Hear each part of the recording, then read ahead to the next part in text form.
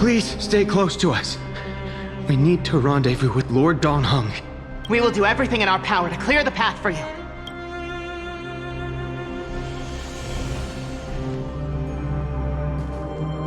There he is! Lord Donghung! Quick, we must assist him!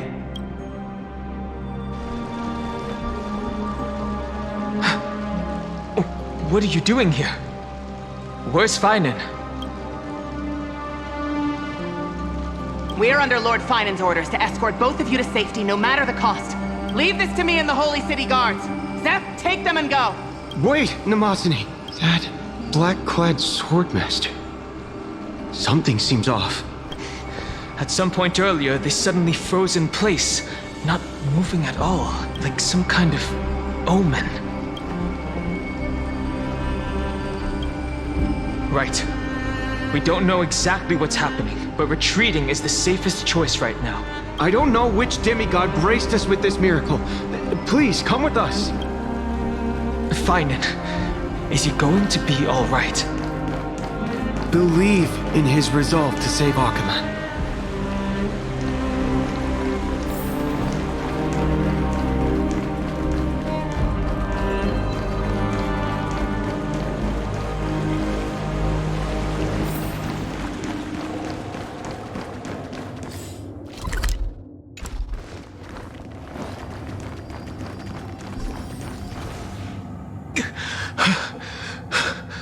The Flame Reaver isn't pursuing us. Could this really be some kind of divine intervention? We can't stay here for long. Lady Trinan's sentry gate is just outside the city. Let's keep moving. I agree. But Feinen, he must have struggled a lot before making this decision. For now, let's get back in contact with the Express and plan our next move. That's the safest course of action. We need more information. On that note, I have a proposal. Who's there? I hope to convey a message to the two nameless. Mr. Screwlum? Who are you? Stand down. I order you to maintain a distance of 10 paces. It's okay, guard. This one is not our enemy. It has been a while, nameless of the Astral Express. I'm glad I arrived in time to stop that black-clad one from harming you further. So it was you.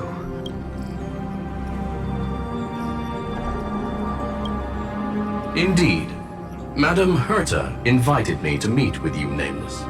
Rest assured. You two know this anti-Cathiran? Does he come from the same people as Counselor Lygus? Don't worry, guard.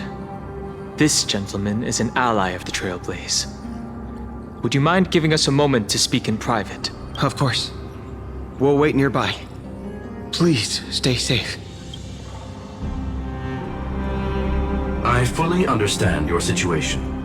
For now, the only thing I can do is temporarily freeze that black-clad one in place. Time is limited, so I'll keep this brief.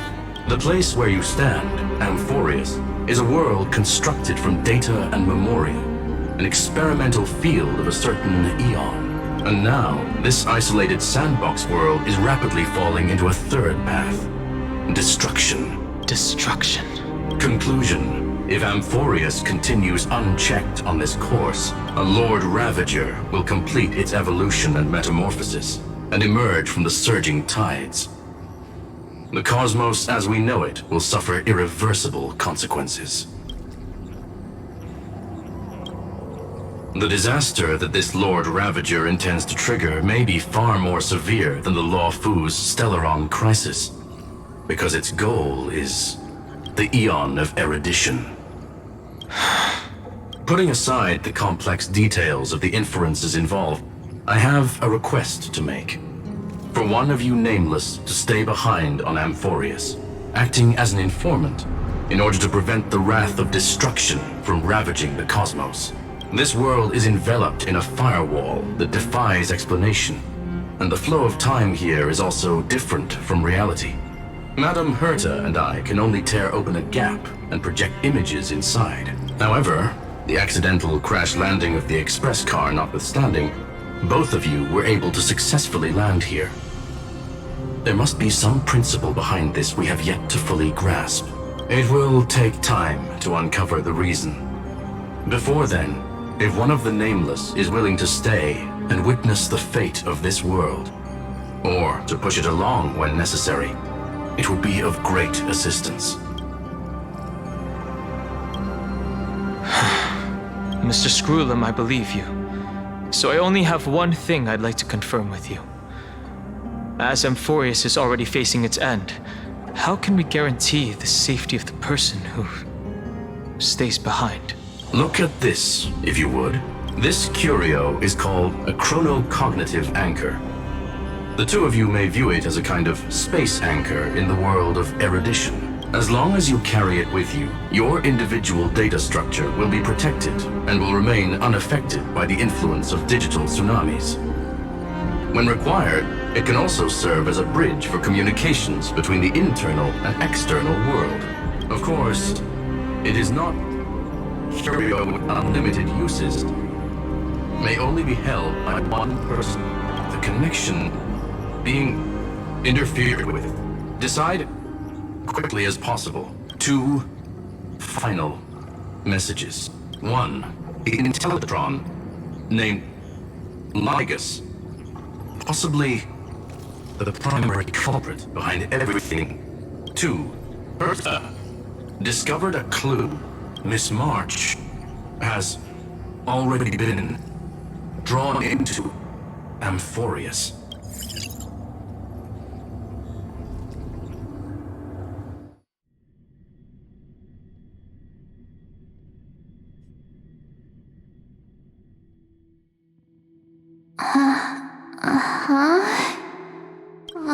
Cold. It's freezing. Hold on. Am I dreaming? This is way too strange. Everything's spinning. And I can see webaboos flying around. But I was literally just talking to Himeko. How did I... When did I... That's it! She warned me about this place right before Klipoth glimpsed her. Oh no. Have I accidentally walked onto some weird path? Have I done something crazy without remembering? Unless forcing Pom-Pom into new outfits and borrowing Mr. Yang's shoulder massager counts. Hold up. No way! Stepping onto the path of elation can't be this simple. Right? Child of remembrance, step forth into the depths of the path space. Who's there? Hey, cut it out.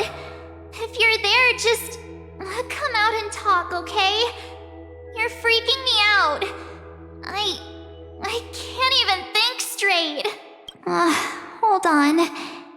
Is that a gate? Cast aside your fears.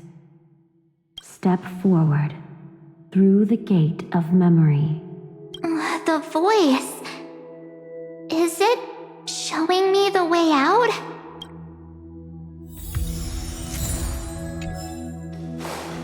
No, don't fall for it.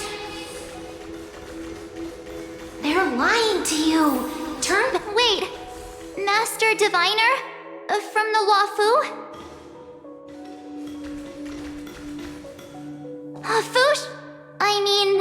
Master Diviner, what brings you here? And you, Miss Messenger. Do I know you from somewhere? Good to see you again, March. A pleasure to see you, Miss March. That's it! Master Diviner used the Matrix of Prescience to help me search for my memories. And you, Miss Messenger, we met in that memory space. You said to me, the value of your life does not lie in what happened in the past, but in the present and the future. Your memory serves you well. March, I conducted some experiments with the 6-phase ice you left us. thanks to the Garden of Recollection. The Matrix of Prescience has made a breakthrough in extrapolating the past. Now, we might be able to bypass the obstacles and look directly into your history. The Master Diviner is right. Continue down this path, and you'll be able to find your lost memories at the end. Since we last met, you've grown much alongside the Trailblaze. You should be strong enough now to bear the weight of your past. Well, there goes my Ice Princess fairy tale. I need to know, Master Diviner, Miss Messenger, this isn't just another dream, is it? If this is real, why reach out to me at this exact moment? The situation is dire. Your lost memories, they're crucial to the Garden of Recollection. She's right. The Garden of Recollection's existence hangs on your memories. The Garden of Recollection. You may not want to sacrifice anything to preserve the garden for now, but in time, you'll understand. Your destiny and the path of remembrance are extremely, closely intertwined. Now go. So, I just walk through that gate? This way, March. Your past awaits beyond the Gate of Memory. Stop! They're just mimicking people from your memories! Don't let those bad people deceive you! The gate. Now it's... you two? Hey guys! What are you doing in a place like this? March! There you are! Finally. The trailblazing journey just isn't the same without you. Traveling's no fun without you around. Well, duh! What's Team Trailblaze without its star member? Wait a sec. You might look like you two, but... We understand your confusion. The Garden's allies helped us establish this Neuralink to reach you. The Garden's allies? You mean Miss Black Swan? Yes. She helped make this possible. Keep going, March. Find your past. Wake up. And travel with us again. That sounds really tempting. Finding my past and continuing to trailblaze new worlds with you? Trust in yourself, March. It's gotten us this far, hasn't it? Follow us. Let's go through that gate together. Step into your past, March. Find your true self. Wait up! Slow down! Those words sound so sweet. But keep your eyes open. Don't let them...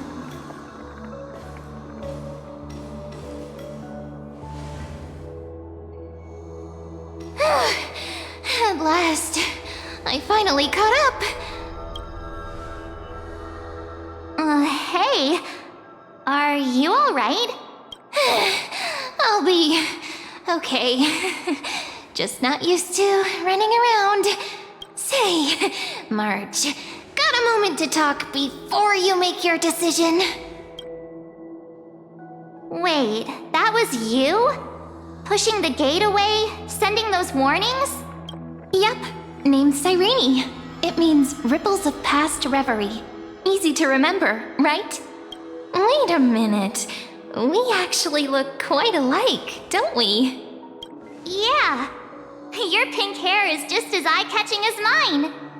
And we're both bright, pretty, and positive girls. Talk about coincidence. Wow, you're quite the smooth talker. But I can't disagree. Wait, you know my name is March? Have we met? No, but I've witnessed your story through those memories just now. It's incredible, really. We might have more in common than you think. I know exactly what you're going through, which is why I don't want to see you exploited or hurt. You know what I'm going through? I know, because I've been exactly where you are. This empty space has been my home for ages. I barely remember what time feels like anymore. But there's something I'll never forget. Trust me, that gate won't give you what you want. You mean those people? They're lying? Luring me into a trap? Yes, convincing, weren't they? They've studied your memories, using your deepest wishes against you. How dare they manipulate a young girl's feelings like that?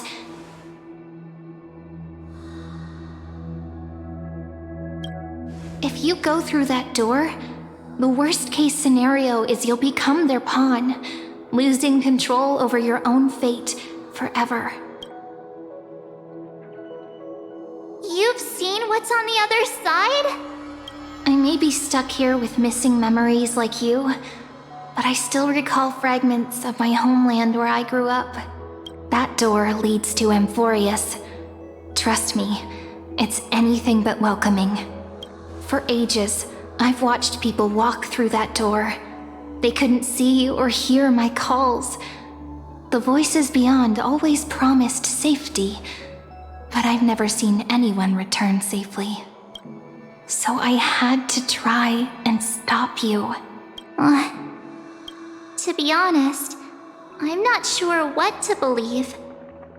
But the fact that you're here, putting in all this effort to warn me, that means something.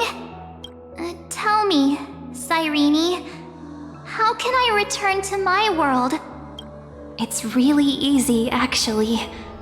Just turn around and walk away from this place. The girl cannot be trusted. Through the door, save the garden. Both of you, children of remembrance. They never give up, do they? But don't let them sway you. Stick to your path. The return journey could take ages, longer than most lives. But that path will lead you home.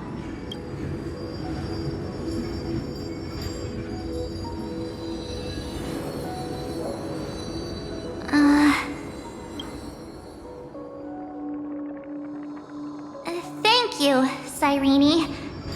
I know what I need to do. I'm going through that gate. Into Amphorius. Wait, what? Don't worry. I believe you.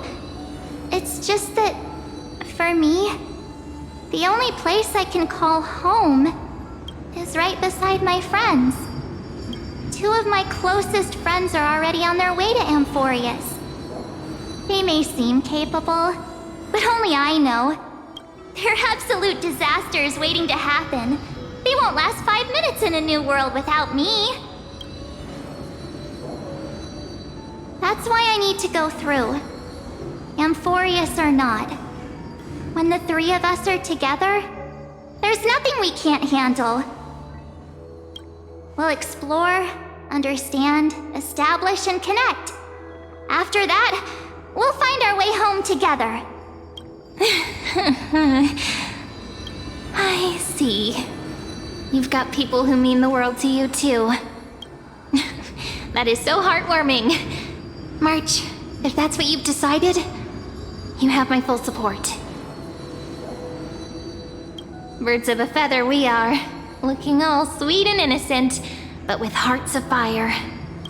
Oh, stop. You're making me blush. Well then, I guess this is it.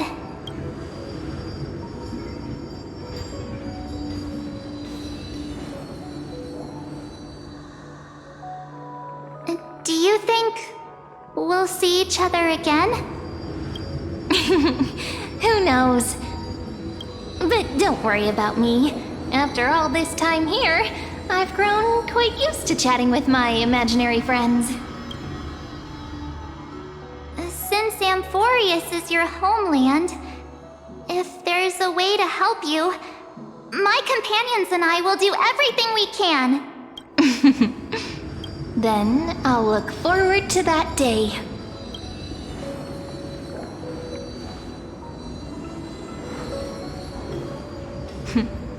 Your story awaits, March. Make it an epic one.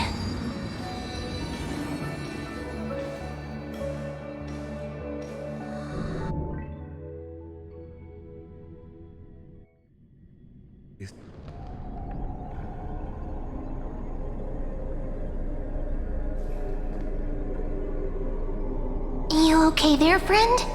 Something seems to be bothering you. The vortex of Genesis. We made it back. Even this place has changed. Finan. Is he ready for Aranova? If anything, he's the one worried about you. But I'm here to watch over you now. If what that machine gentleman said is true, if Amphorius is destined for destruction, then I'll stay by your side until the very end. Like how you and Dun Hung treasured the Express. Amphorius means everything to me.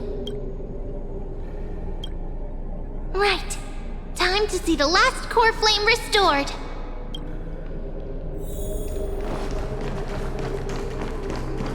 Look, there's Finan. And wait. Lygus. Remember, Scrollum's warning. Show your courage. And you, Lord Finan, will wield that core flame to bury this ancient world, plunging everything into the gray unknown. None of that matters now. This brutal, flame-chased journey has stripped away my delusions. I know the future is in some peaceful paradise with gentle west winds, just waiting to welcome us to step in. If what lies ahead is a mass of chaos, I shall cut through it myself and usher in the first ray of blazing sunlight. Is it truly you? With one last chance to turn back, you still step forward. How befitting of a trailblazer.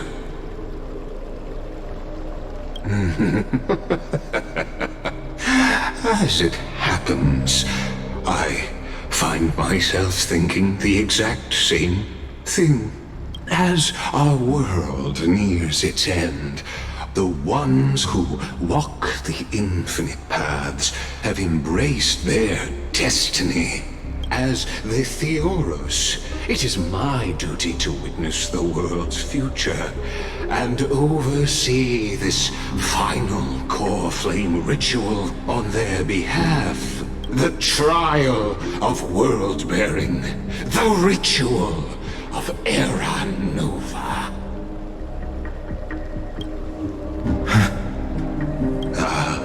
I see. So you met my kindred spirit before I could erase his traces. Partner, what are you saying?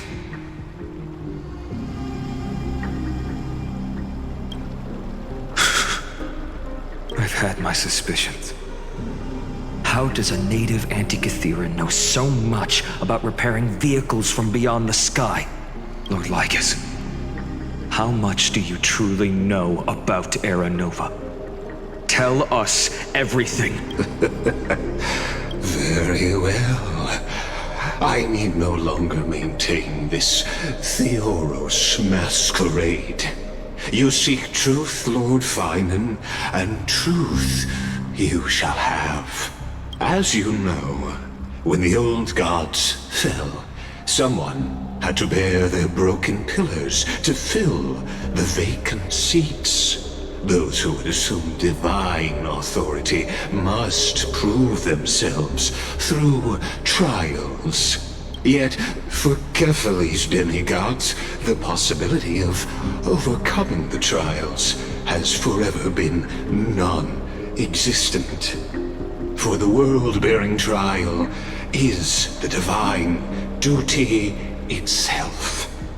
Bringing forth the Era Nova and bearing its weight is an endless ordeal, ceasing only upon collapse. Precisely.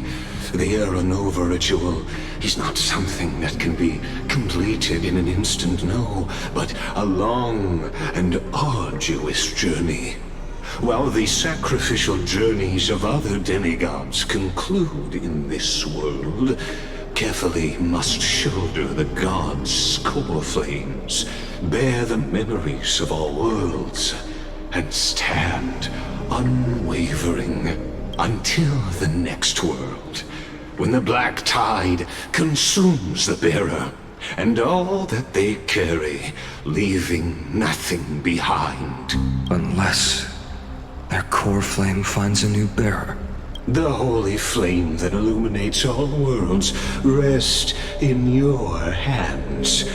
All that remains is one choice. Nurture it, pass it on to future generations, or extinguish it here and now. Deliverer, the fate of all worlds rests in your hands. Enough testing. I've made my decision. But before I ignite the dawn of the next world, you need to promise me something. 2 things, actually. Speak your terms. Promise me this. Professor Anax's vision of the new world is absolute. The world will be reborn from my memories.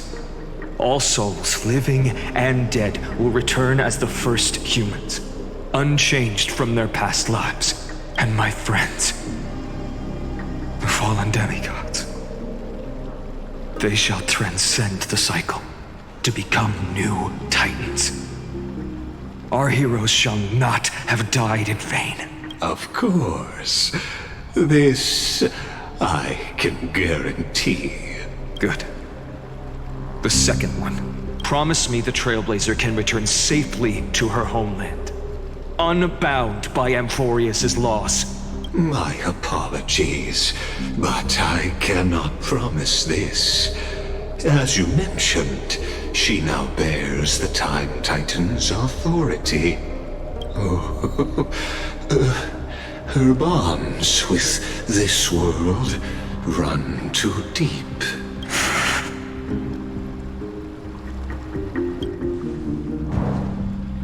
Well, I stand corrected.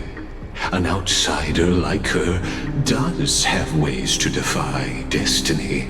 Thank you, my friend, for everything you've done for this world. Though the next world may not remember, I shall never forget. As the Theoros, I declare, Amphorius has determined her path. Step forward, heroes. Follow her path and see it through.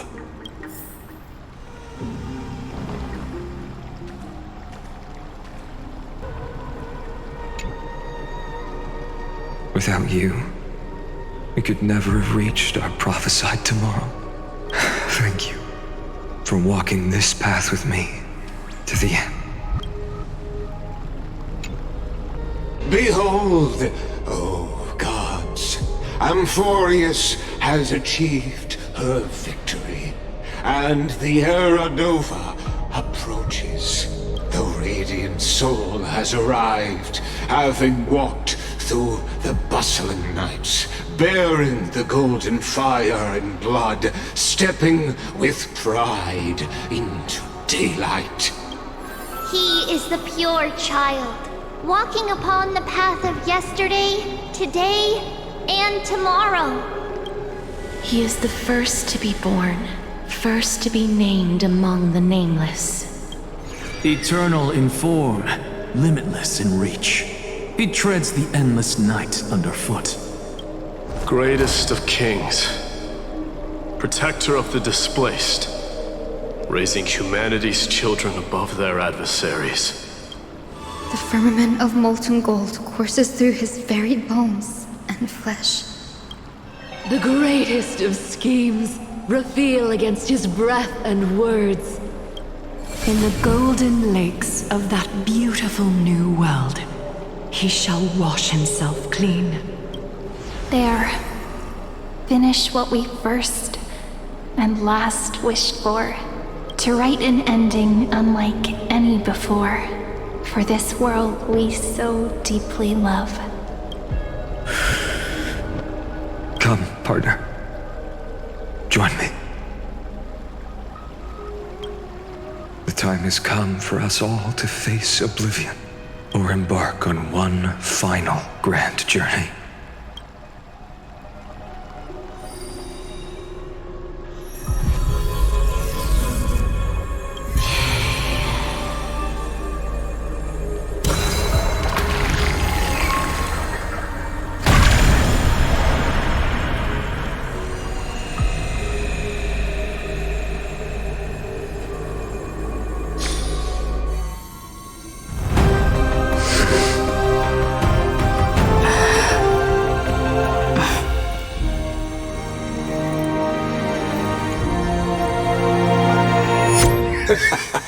What a magnificent and epic adventure.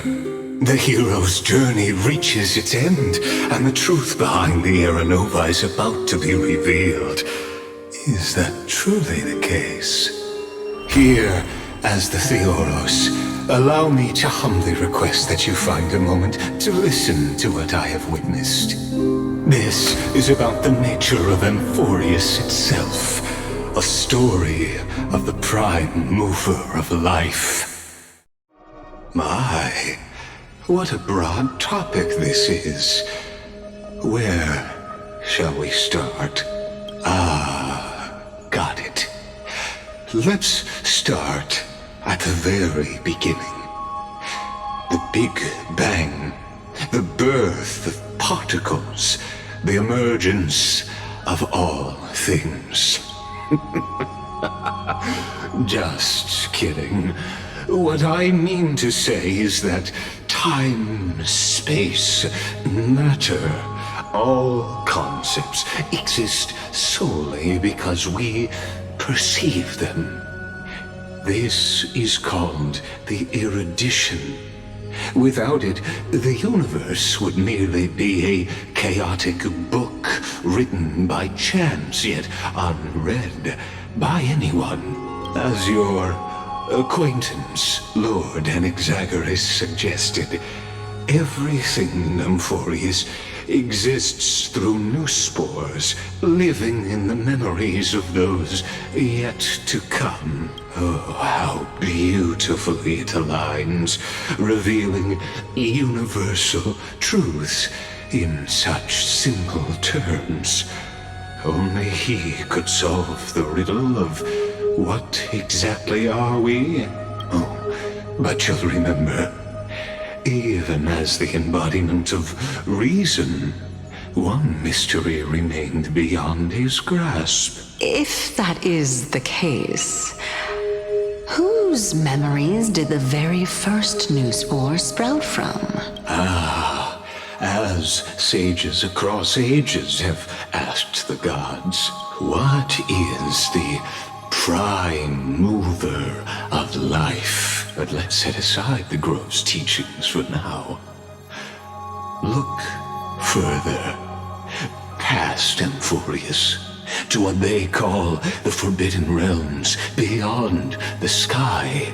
Do you know of the Scholar's strife? During that grand yet brutal war waged in the name of erudition, a genius's legacy was abandoned, strewn across the cosmos. The scepters, a macrocosmic computational array beyond mortal comprehension. made to emulate the Eon's thoughts. It became part of the Eon's cognition at birth. Scattered throughout the cosmos, these arrays act as celestial body neurons for Nous.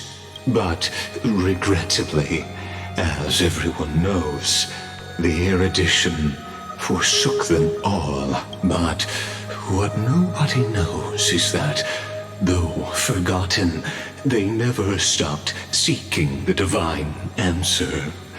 A question that survived war and disaster, stumping even the greatest minds, including both mechanical emperors. Now, we come to the real truth of Amphorius. What if, hypothetically, a scepter found the answer to the prime mover of life? If, through endless solitary extrapolations in the cosmic cold, the one deemed as a failure by the Eon of erudition found proof through the ages, what would happen? Perhaps the answer is simpler than you'd think. From a perishing neuron devolved into true life, reborn through the gaze of another Eon. This is a tale from the distant past, unknown to all, even unheard by the greatest geniuses. Now, let's leave the Scepter's story here, returning to where we began.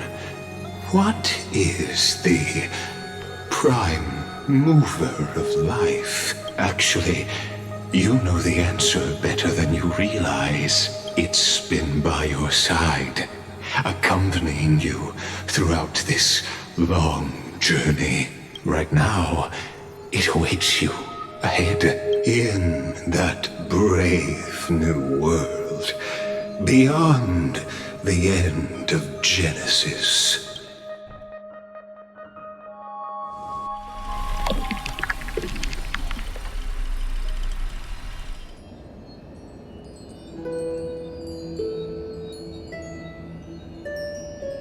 Take this wish with you.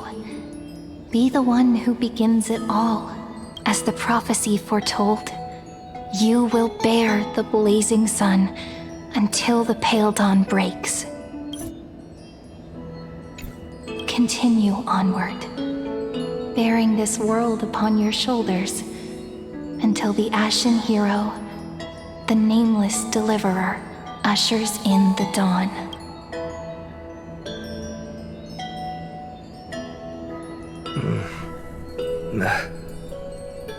Such an odd dream. Strange. Like I've dreamed this before, but it all slips away when I wake. Only a voice remains. Who was that?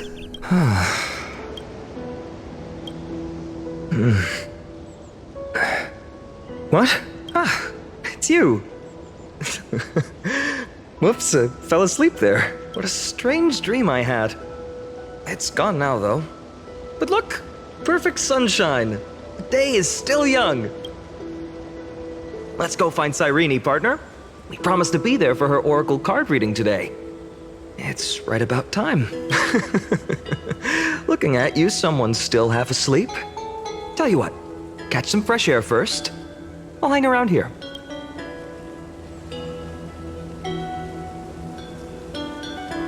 Oh, beautiful, isn't it? This is ID Silesiae, home of the nameless hero who carried Kephale's core flame.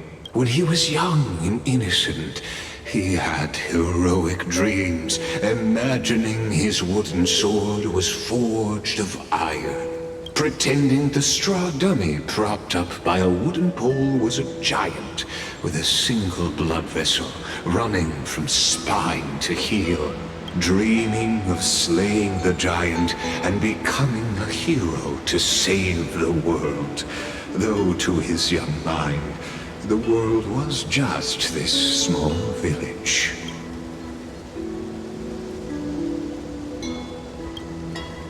sharp as ever. Indeed, these memories you witness are the first steps of his journey. These are his first memories. Rather than watching, why not join in? Think of it as immersive theater. Become his lifelong closest friend, witnessing his hero's journey from the best seat in the house, as the nameless hero whose unwavering guidance shaped Finan's destiny, yet whose name was never recorded in Amphorius's history. Questions. Let's follow along and find out, shall we? Many mysteries lurk in this village beneath the veil of Evernight. Your questions will find answers as the story unfolds.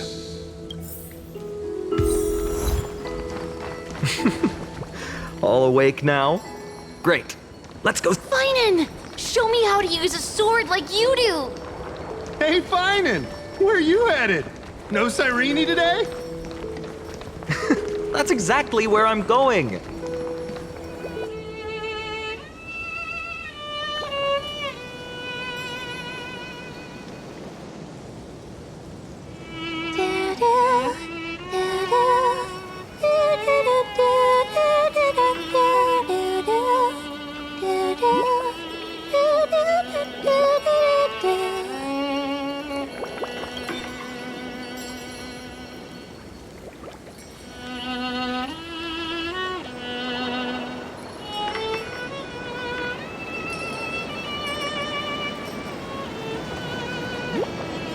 Found you.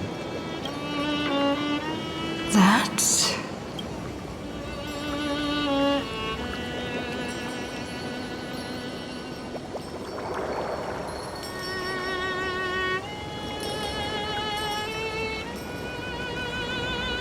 Goodness, look at you rushing about. You've got the poor swing all startled.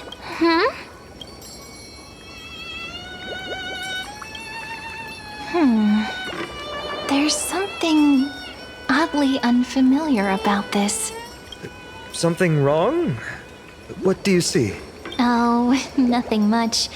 Just suddenly felt a strange connection. Look at you, leaves in your hair. Were you sleeping in a tree again? Or was it the wheat fields this time?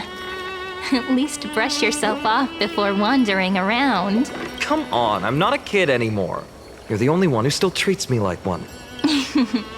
Sure. You may have the height advantage, but when it comes to maturity, I'm leagues ahead of you. Still fantasizing about being in heroic adventures and imagining yourself as one of the characters? That's the kind of thing kids do, not grown-ups. Don't you agree? And since you're playing along with his antics, who are you pretending to be today?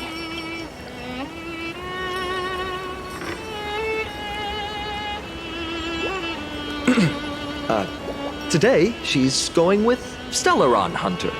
Steal a heart hunter? Planning to steal someone's heart, are we? Switching roles again? What happened to being the valiant hero from a distant shore who made that solemn pact to learn the sword? Spare me. Can we not bring this up? Speaking of which, what about those oracle cards? We haven't done divination in forever. Why the sudden interest? I was just about to tell you. Earlier, while napping on the swing, I had the strangest dream. There was this mysterious voice in my dream, calling out for something. Wait, you had that dream too? Yes, you too? That would explain this lingering sense of unease, which made me think of those old oracle cards I used to play with as a kid. Though the Ornyx prophecies were always hit or miss. Yeah, all the kids would get so excited drawing cards like ruler or warrior, but throw fits over devil or drunkard and demand a redo. If you just redo it when you don't like the result, what's the point of divination? the blessing of childhood. Believing the gods might not notice our little corner of ID Silicii, willing to let our small deceits slide. Still, fate is absolute. After all, we never really know just how far into the future the prophecy extends. Anyway, let's go to our old secret base and look for those oracle cards. Now, where did we hide those? I can think of a few spots. Let's go check it out. In a village this size, I bet all our childhood treasures are exactly where we hid them. Mm-hmm. Time must be keeping them safe for us.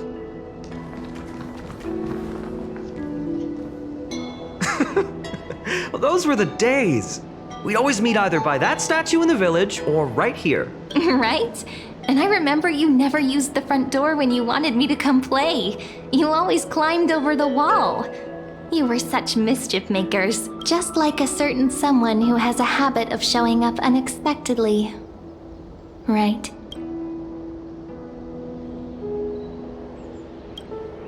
Maybe it's you. Hey, I was just copying those storybook heroes. They never take the beaten path. Still, it's embarrassing. I've been the only one here for a while, and I haven't kept up with the cleaning. With so many spots to check, where should we even start?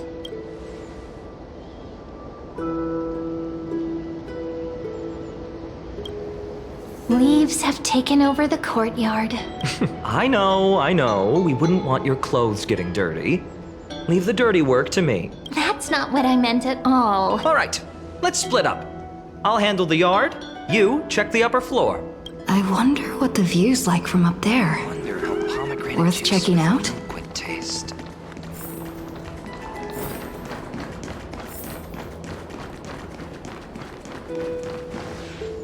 The girl before you carries an air of mystery, her secrets elusive, yet her demeanor toward you is exceptionally warm. You can't help but wonder, could there really be some kind of mental connection? The view here hasn't changed a bit. You know, besides the swing under the big tree, this has to be my favorite spot in all of ID Silicii.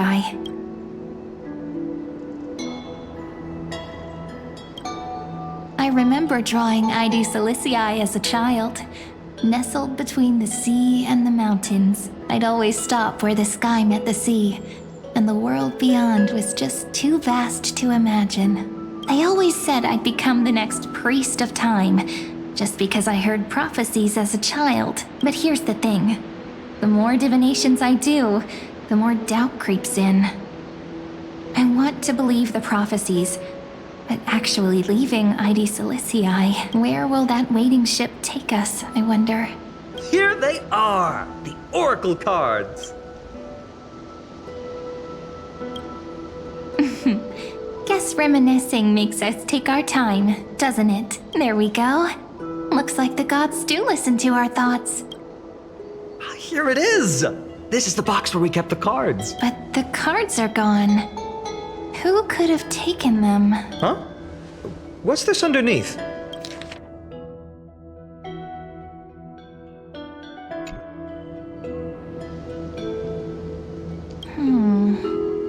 I see now. Those sneaky little ones. So that's what they've been up to. Ah, the ones from Membrance Maze, you mean? Yep.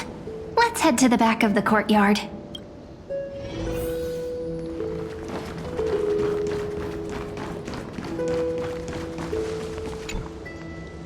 The entrance should be around here somewhere. Right here.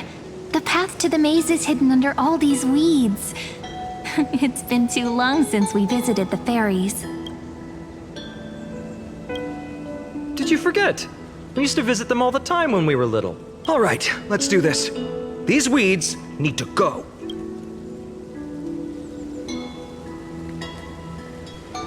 Pretty sure this is it. Should be this way.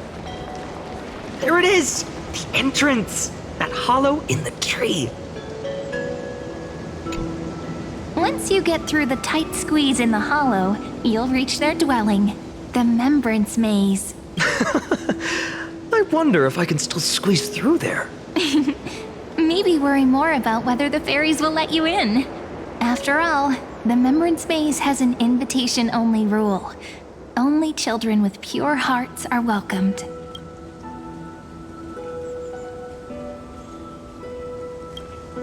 Lead the way then, partner. Regardless, how about we try getting through the hollow first? After you, then. What? Oh, sure, I'll go first. So hasty, as always. Looks like it's just us now. Care to finish that chat? To be honest, from the moment I saw the cute note left by the fairies, my intuition became even more certain. Perhaps when we step into the maze again after all these years, the wheels of fate will finally start turning.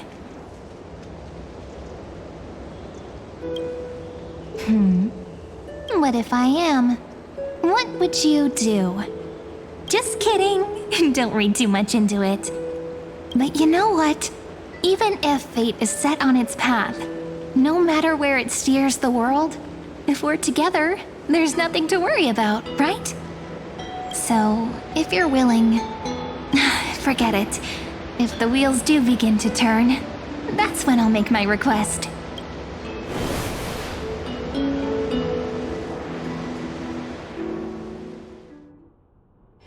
I made it! Oh, that wasn't easy. I can't remember the last time I came here. Wait a minute. Are you? Look who it is! Reenie and Snowy!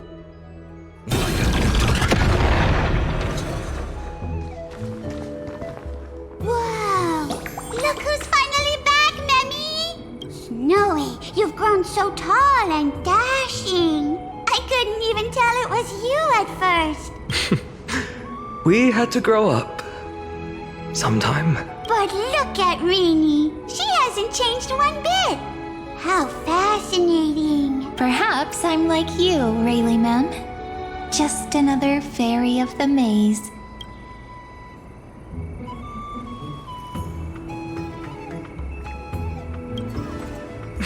Dye? Rayleigh Mem's always been this lovely shade of lavender. Doly Mem, Rayleigh Mem, Mealy Mem, Folly Mem. I've missed these cute little troublemakers. We used to gather around the fire, singing and dancing, imagining all our future journeys. Without coming back here, those memories might have faded away entirely.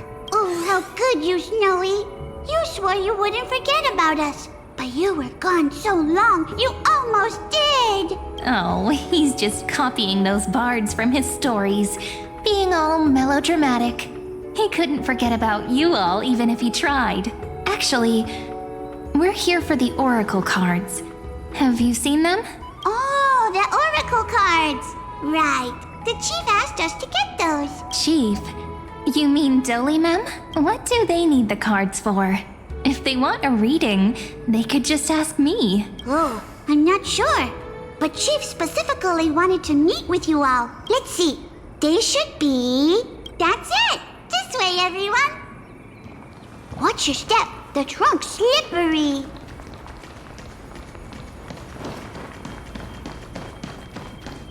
Chief! Reenie and...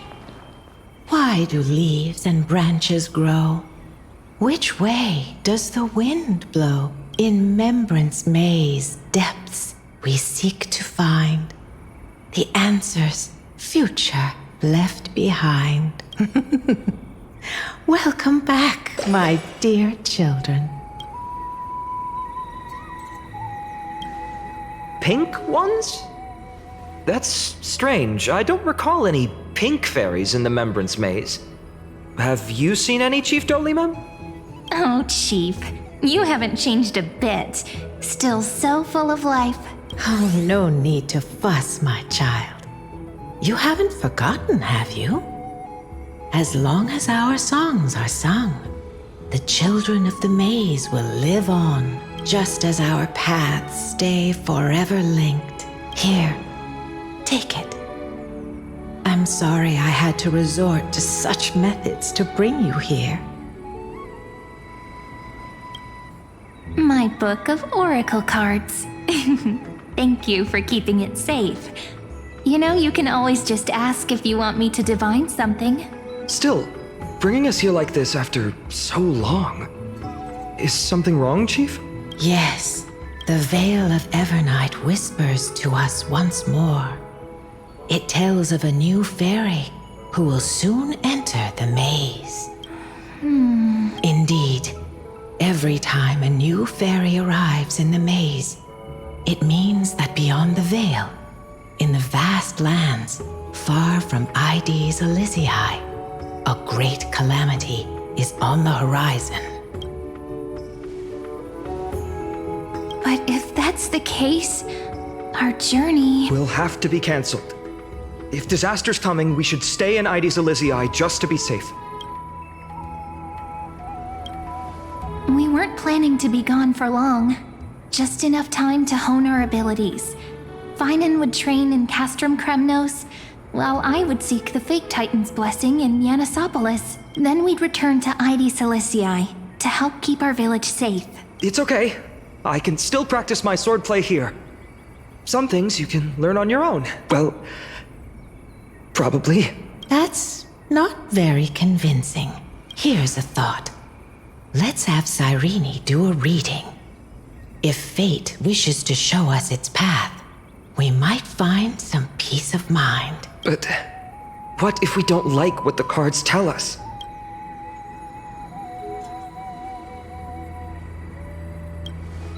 Not the most optimistic take, but I see your point. Thanks, partner. We'll do it your way. Whatever the cards show, we'll face it together. Ask with a true heart, and truth shall answer in kind. Close your eyes, and let's open the oracle card book together. Let your thoughts flow like stars drifting on the river, carried by fireflies and gentle winds. Your destinies flowing towards the same future. Now, shall we begin? Oh my! The cards are quite responsive today. Very well. Let's see what future the oracle cards wish to show us.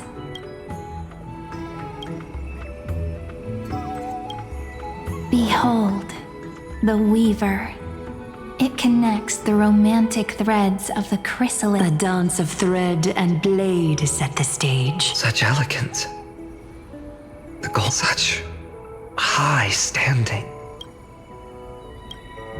This is the gatekeeper who guides people to their We have surrendered our countless senses, dedicating ourselves to the sacred whispers. Wait. It almost feels like I can hear the echoes within a temple. And it feels overwhelmingly solemn, yet... The ruler stands for discipline, authority, and glory. But even should you pledge your loyalty to me as the last sovereign, he who has slain a king can no longer bear the title. Let the... Is this showing us a ruler? Stories of such bloodshed like this feel so different from Ides Elysiae. The traveler, our little trickster, always hiding. Over here! Or perhaps... Gotcha! You'll have to be quick. A teasing voice. Just like a child playing hide and seek. This card, the Servant, is surprisingly light. It symbolizes new life and hope, yet often brings these precious flowers I care for with my own hands. It sounds so solemn. The humble healer may seem gentle in hue, but its courage... I will do my best to help you mend all fractures and let sunlight shine on... Make a pinky promise with me. No more going... Hey, this card really speaks to me. It makes still. Protecting everything, everywhere. Behold the scholar, bearer of many names. There's just one card. A drum draped in finery will suffice. It's a Wait, what's with that condescending tone? It's almost as if it The Deliverer. According to the tripartite prophecy, this card means absolute harmony and perfection. In fact, it's the only oracle card without a dark side. What, no divine whispers this time? Oh, silly. This is simply the card you drew for yourself. The sleepy village of Ides Elysiae, in just one fleeting moment, welcomed an array of legendary figures. The Weaver, Gatekeeper, Ruler, Traveler, Servant, Healer, and Scholar. Their stories and wishes showed the village boy glimpses of a world larger than he'd ever imagined. They brought tales of raging battles, of cities crowned in holy light, and of wonders beyond his understanding. Each story so far removed from his simple village life. Once, these were just images on his friend's oracle cards, and yet destiny now stirs in resonance with the maze. And now, they are right in front of one's eyes. The Deliverer? This card again. Ah, my child. It seems you're destined to bear the wishes of many, to answer the world's call. Bear their wishes? Yes, just like Kefali, standing eternal atop the mountain. My parents, they only wished for me to grow up, well, to help around the village, stay out of trouble. Mrs. Pythias wished for more books in her little schoolhouse. Wanted us to all learn and grow. And little Piso, he wants to grow up strong like its father, to become a hunter. Is that my purpose? To fulfill their wishes? Perhaps. For a true deliverer, such wishes are but droplets in an ocean. After all, Kefali bears the weight of the entire world. Right. How could any human possibly measure up to a titan? I wonder too. Perhaps. What's this? What you see are futures written in the cards. Or rather, the people you'll meet on your journey. Sometimes, fate can guide us when we're lost. Let's consult fate itself. Maybe then we'll know why we must take this path and learn just how many burdens one must bear to become a true deliverer. Well, if it isn't our little deliverer, my wish. Just let me wine and dine and soak up the sun for another millennium or two. I mean, what's the point of dying rich if you never lived rich? Right, Princess Homebuddy? Cypher, that's not how I see it. My one wish is to find that missing piece in my life. To feel someone's embrace once more. That warmth. I've felt it before, and it's my dearest memory. And speaking of riches, for someone with all those treasures behind your divine power, you've led a pretty cheap life. Ouch! Where did that come from? Right for the jugular, huh? What about our friend from the Grove? My wish came true before I touched the sky.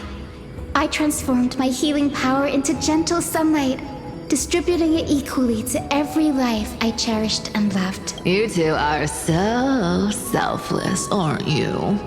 No surprise Aglaia wanted you for the flame chase journey. You know what? I did have one wild dream.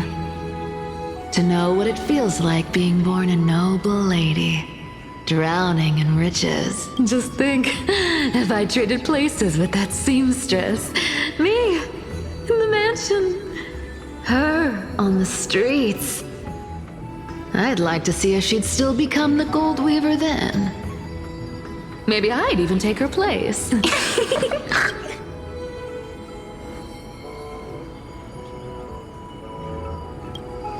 I can't disagree with you. These wishes aren't weights to bear. They're like those candy wrappers the Ides Elysiae children love, shining even brighter when bathed in sunlight. Warm embrace, equal healing, and perhaps living free. They're all wishing for a kinder world in their own way.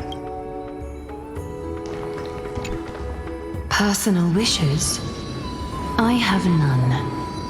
Only the Aranuva matters. The world's rebirth. Yet, if I am to weave a new era, then it may be one where kindness and her cleaners shall never tread. These crawling parasites have no place in Akama, especially not under the deceitful claim of human rule. That noble lady, the way she speaks, it's like ice in my veins. Huh. Not exactly the warmth I'd expect from someone selfless. Teacher, perhaps you could share your wishes with us? Oh, Snowy. You want to know about our wishes now? I wish to meet Trian again. In the sea of flowers where the west wind and Aggie. I want to see you shed that golden thread cocoon around your heart. Just once more. Smile at us again like that bright-eyed girl in white who stood before the Yanisopolis temple. Finally, I pray that the footsteps of lost souls no longer wander aimlessly. Instead, are we wishing for too much? Well, let's say these 3 wishes represent Trian and Trinan too. Those wishes are truly wonderful. They even stir something deep inside me. Then we can rest easy. Because only you can make these wishes come true. Only me? Mark these words, Snowy. See you tomorrow.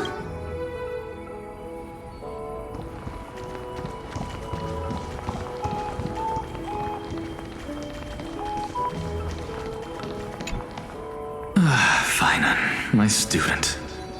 Must we go over this again? Listen well. I detest the word wish.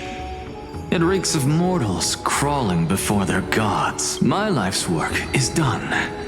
All that remains is for you to take the final step and prove the ultimate truth. I, Anaxagoras, shall become a god of the new world. Through irrefutable logic, I will prove that mortal wisdom can achieve divine greatness. Isn't he, a little... I mean, I just daydream about hero stories, but he's fantasizing about becoming a titan?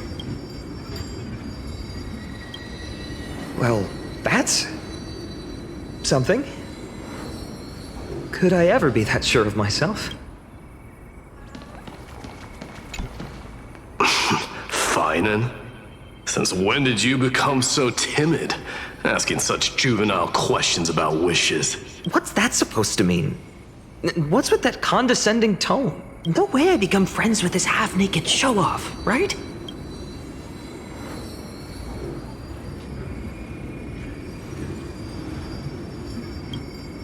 Horrifying. Is that really something I'll enjoy one day? What are you mumbling to yourself now? Whatever. The wishes of the Kremnon warriors are done, but I survived 1,000 deaths only to fall to a coward's blade. That masked flame reaver who struck from behind. Finan, you look... Never mind. That blank look tells me you're completely lost. My wish is simple. One honest duel. Face to face, blade to blade. Then I'll strip away that mask with my own hands. Nothing but violence and vengeance. This person's wish is nothing short of brutal. Still, those eyes burn with the noble pride I've read about. This wish, I shall not forget.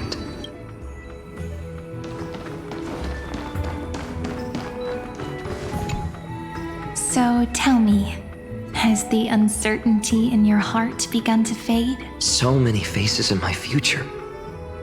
So many wishes. Still, why would fate choose to show us this path? What's weighing on your mind? Didn't you say disaster would strike Amphorius? If so, shouldn't Cyrene and I stay in Ides Elysiae? How could we possibly meet all these people? Our secluded village as humanity's last haven. That makes sense. Cyrene, may I have that deliverer card? Of course. But why? Although those voices, visages, and wishes may seem far away now, I can't ignore the sense that something is calling me, bidding me to take a hold of it.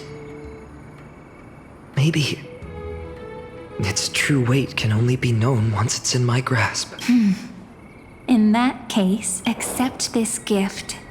Oracle cards carrying time's wisdom, blessed by Orynyx. May they journey with you, become your memories, and spark rippling waves of change in times to come. I'll hold these words close to my heart, but now that I'm holding them, they don't seem all that different from ordinary playing cards. What? What's happening? Everyone, we've got big trouble, Mimi! Burning, smoke everywhere. It's all coming from beyond the maze! What's going on? It's here. The seeds of disaster have already taken hold. Sooner than we had foreseen. This time, not even the Veil of Evernight can shield us. You mean Ides Elysiae will be swept up in the prophesized catastrophe? I'm afraid so. My children, take shelter in the Membrance Maze. One step outside, and this horror will consume you both. But my parents, the whole village. You're right. Chief, what are we truly facing? Is this the power of a Titan? This is beyond any Titan. Beyond any danger you could overcome with strategy alone. It's an unspeakable horror that twists all life into abominations that never bleed nor cry. Even Titans fall to its corruption, burning from within until only empty shells remain, knowing only death and destruction, the Black Tide. That's what this calamity truly is. It consumes all in its path, sparing none but the Membrance Maze. Not even Titans can? Yes. So please, don't leave this forgotten realm the gods abandoned. You are the first to uncover our presence, and the only two who can enter the maze. We don't wish for you to throw your lives away. Finan, what path do we take?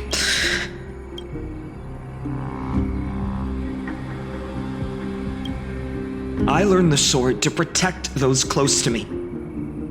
If I run now, I'll never be worthy of lifting a blade again. Then we know what we must do. Indeed. Our friend is right. We must take action. Forgive me, Chief, but Ides Elysiae needs us. And as her child, I must act. Very well. Make sure you protect yourselves. With me, Cyrene. Join us, my friend. Even without a sword, I'll take a rake. Even with the roughest steel, I'll keep our home safe.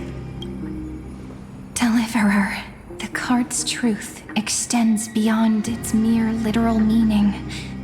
There's another hidden layer within, not someone perfect from the start, standing high above, casting merciful gazes upon the world, but one who starts small, from a humble village, expanding their world within step by step, learning to save others as they grow. When we were little, I told him I wished this world would never need a deliverer. Now that wish has shattered.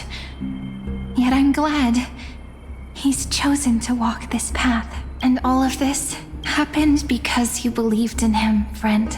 Shall we? It's only when you're by our side that Finan and that our hearts find their courage. I know you're watching us right now. Aren't you, great hero from the future? Oh, deliverer. Such cruel irony.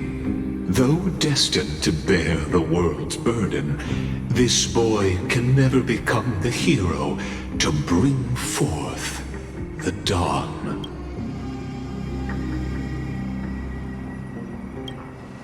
Follow their path. Bear witness as this man, forever denied the mantle of hero, takes his first step on the path to deliverance. Watch this memory play out its final act. See with your own eyes how everything began. Then you'll see why his dream of deliverance was always destined to become this world's requiem. A sun red as blood, wheat fields turning to dust, and in the heart of it all, a village aflame. In that moment, the boy stood in what felt like the end of existence itself. These creatures, they're everywhere. Someone, anyone, where are you? No, it can't be.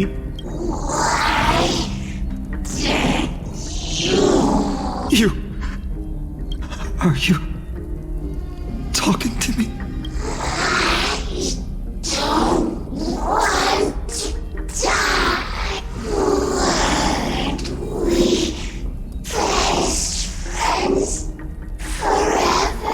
No.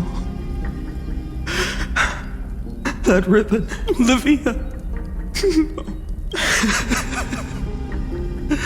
I should have known. Save us. Save us. Please. No. Stop. Please stop. Olivia, I'm so sorry. And these monsters, they're all... Why? Why is this happening? When the black tide arrived, the wavering boy found resolve in his companions, and together they ran toward their first battlefield in the far-off future. The land of Amphorius would bear the marks of the hero's footsteps. With sword in hand, he would inscribe an eternal mark in the golden epic. And when dawn broke over scorched earth, a boy, covered in wounds, buried the dead one by one. His silence heavier than the earth he moved. His home, his past, his name, all buried beneath the soil. His feet carried him forward, over the pillar of stone, beyond the chalice of plenty, through the deadly fogs of the hand of shadow. He wandered without direction, like a withered leaf drifting in the wind.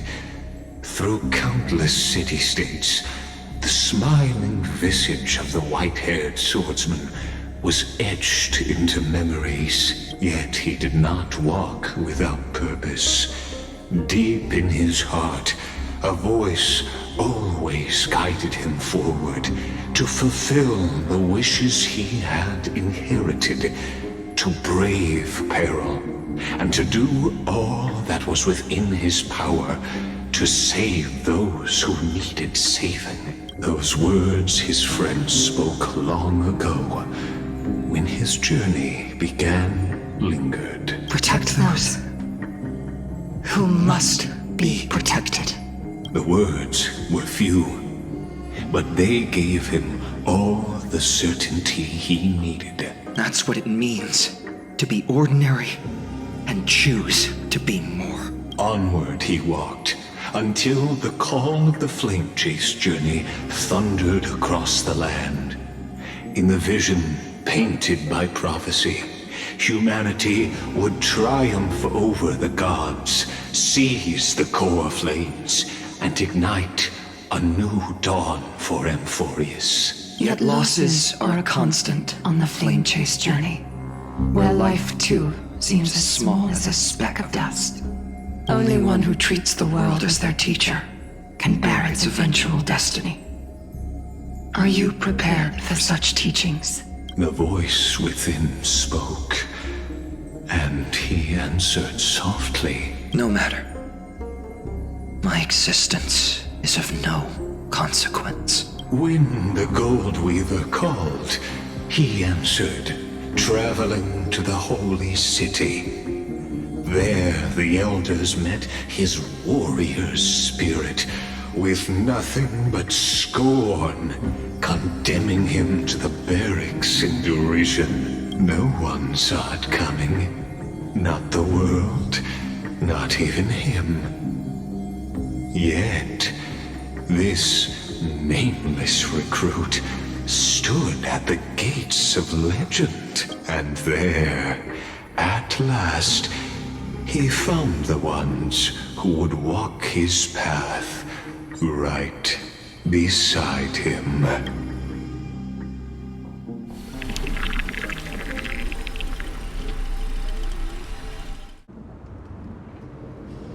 This is the abyss of fate. Hold on. Finance here too? And is that Mighty and Trinin? And now, Act 2 of our immersive drama unfold. They're evacuating the temple. Why now? Are you insane? That blonde man is the Crown Prince of Krymnos. Mess with him, and every last person in this city could wind up dead. Calm yourselves.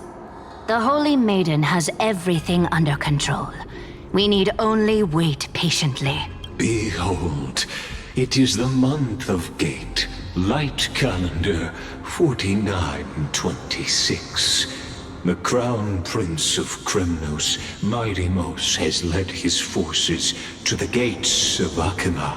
As you know, though Midimos was proud, he did not engage in needless violence. He challenged the elders of Akima to a duel, not for glory, but for the rights and dignity of his people, to ensure they wouldn't live as second-class citizens in foreign lands. After Aglaya's mediation, Funin met Midimos' challenge as the Elder's representative. This duel was to change the course of the Flame Chase journey itself. So, as Finan's most important companion, his lifelong friend, please continue to bear witness to his memories. Is this your idea of an honorable duel? Bloodshed isn't the way. We and Aggie don't want to see Chrysoceres turn on each other. True warriors know when to sheathe their blades. The impartial Talantin shall oversee this duel. You need only place your offerings upon their scales. Something that has more weight than the fate of the world. Which means only those who understand the world's weight are worthy to carry it. Is this how you plan to test our convictions? Well, Kremnoan, looks like you won't be able to punch your way through this one. It makes no difference. One last chance, new recruit. Walk away and I'll spare your life. Otherwise, come and face me. I'll give you a warrior's death. Hard to imagine they once clashed like this. Holy Maiden, I can't help but feel like a pawn that has stumbled into some greater political game. Every hero was once a child, and every child must grow. That's so. I don't even know why I'm standing here right now. Look at me. Just a common soldier. Since swordsmanship won't decide the winner, Lady Goldweaver should be here instead. My devotion to the Holy City could never compare to hers. What if we told you this duel isn't about winning or losing, but rather in the choice you make? Are you saying that Lady Goldweaver is testing me? Every Chrysos heir is indispensable to the Flame Chase journey. And you and the Crown Prince of Kremnos are both a part of the prophecy. What the duel marks is not an ending, but a beginning. So, listen to your heart. We wish only to hear your answer. True enough. The voice within has never failed me. It doesn't matter what the result is. I'll give it everything I have. Spoken like a Chrysos heir. Now go, Finon. Your journey has only just begun. That's right, comrade. It's time for us to teach that proud prince a lesson together. Now that's what I like to hear. Still, on the topic of the Temple of the Three Fates, here we are, at the Temple of the Time Titan. And I don't even know how Cyrene's studies are progressing. We haven't really had much contact since I set out. Still, I hope she's doing well. Anyway, let's go, comrade. It's not every day you get a chance to see Talantin's scales of justice. What's going on? Did he just say Cyrene's studying here? But how's that possible? Wasn't she? Of course, Lygus disappears right when I need answers. Forget it. I need to catch up with Finon first.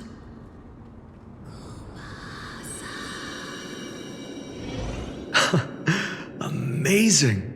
Talantin may have fallen, but their scales remain true to their purpose. I hope you still remember your purpose, new recruit. You seem awfully confident, Kremnoan.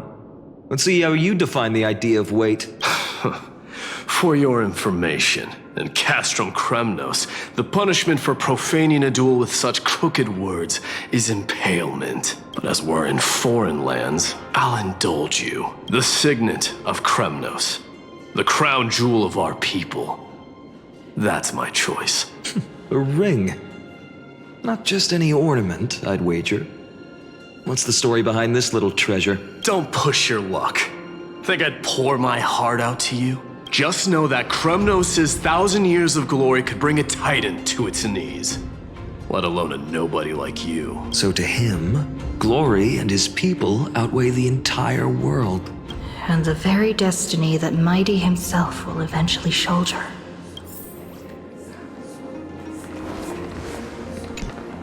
Now this is a tough one. What can I possibly offer against a ring that signifies so much? Well, comrade, what does your gut tell you?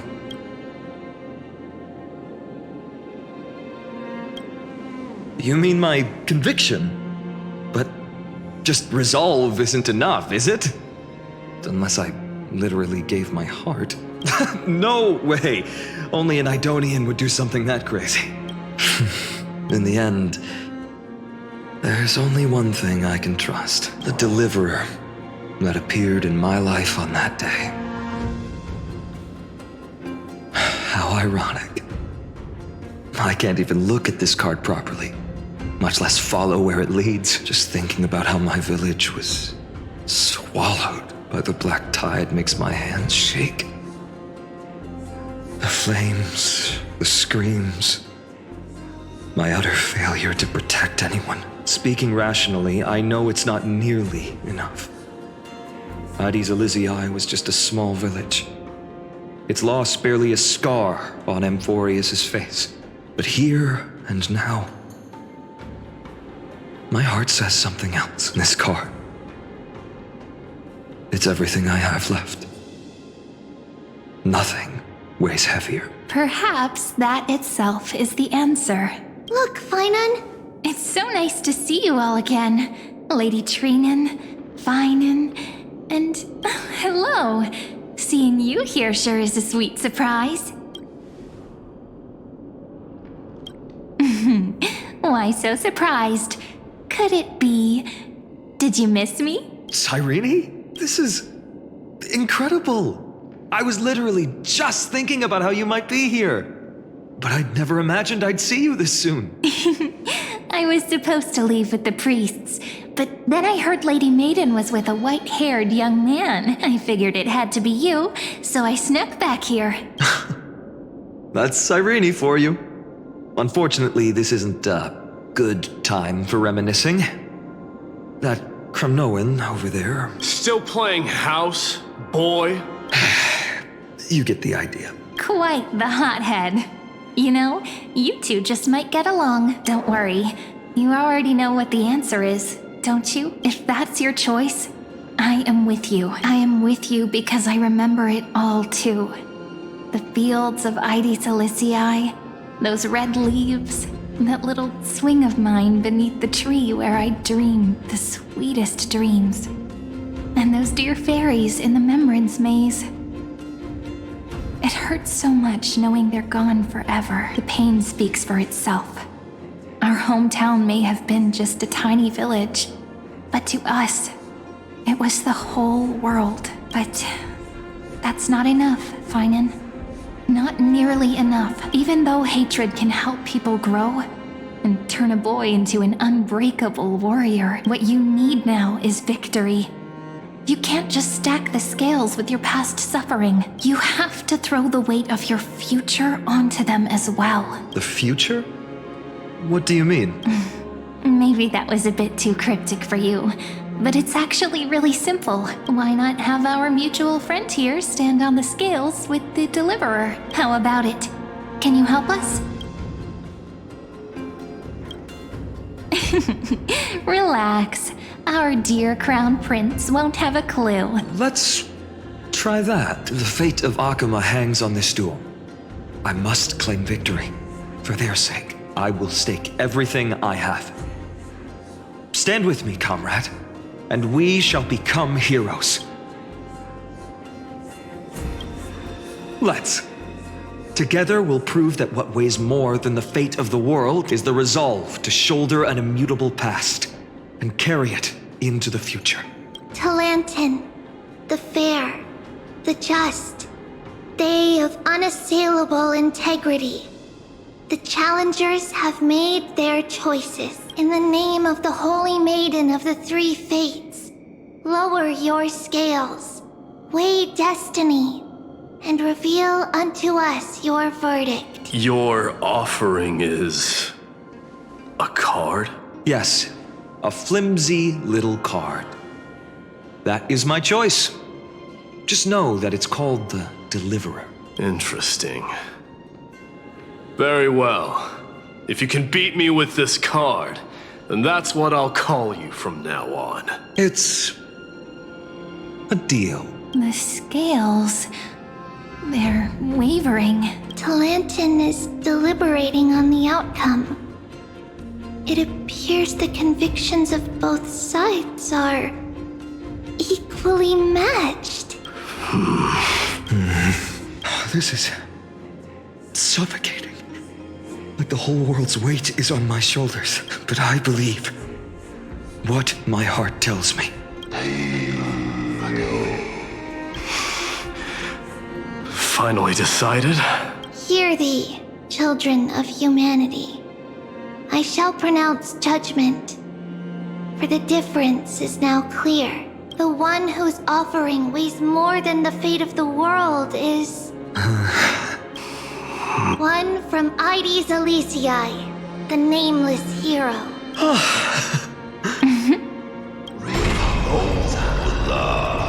However, heed this. The true weight of conviction originates not from itself, but rather in that which tips the scales. Hope itself. What's that supposed to mean? I think the Titan means that it's not anyone's personal convictions that outweigh the fate of the world. It's about a wish, one which we all share. You, me, everyone here. What tipped the scales wasn't Finan's conviction alone, but the collective hopes carried by this oracle card. Humanity's desperate call for a deliverer. Yes, even you and your people. Kremnoan. Placing us both on the same side of the scales? Foolish. We Kremnoans are your mortal enemies. Such weak idealism will only get you skewered on our spears. Fine by me. I've never claimed to be the deliverer from the card anyway. I'm a soldier. And if it's my fate to bleed my last on the battlefield, then so be it. I'll fight to my last breath. And on this, I know that we're the same. That's all a hero really is. Someone with that kind of conviction. And the deliverer? Just a sum of all those heroes. A brilliant explanation, just as prophesied. On this day, the final 2 heroes shall join the flame chase journey. I should have known from the start. They all say Lady Goldweaver is quite brazen, but you're the first to even imagine that prophecies could persuade a Kremnos warrior. Oh, I have 1,000 ways to tame a lion. But this lion didn't come here for bloodshed, did he? The Kremnoans far outmatch Akama's forces, yet we haven't lost a single soul. That's no accident, is it? Do you honestly think Kremnoans, renowned for our love of battle, would show mercy? Your forces are equally renowned for their iron discipline, and so we can only assume that this is on your orders. Perhaps Akama isn't as hidebound as the rumors say. You grasp the true marrow of power more clearly than those elders. Now that the wheels of fate are turning, what finer way to celebrate this fortuitous encounter than a feast? Follow me, brave Outlanders. Heroes of this world are as countless as the stars. And at this moment, we find ourselves gathered here by the light of the flames of the long night. History shall remember this moment. The prophesied Chrysos heirs now stand assembled, heralding a new dawn for Amphorius. You must see it now, how different this is from the flame-chased journey you traveled.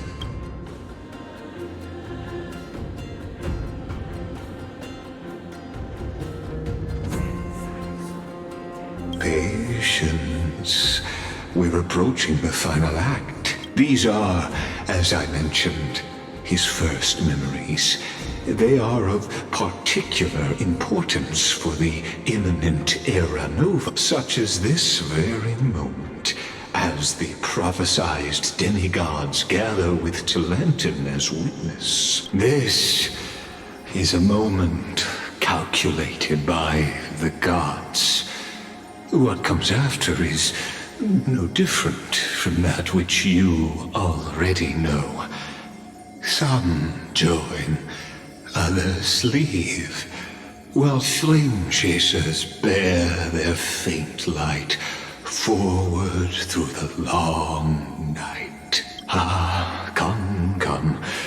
Your seat awaits. After 13 heartbeats, our heroes will be ferried to the final scene.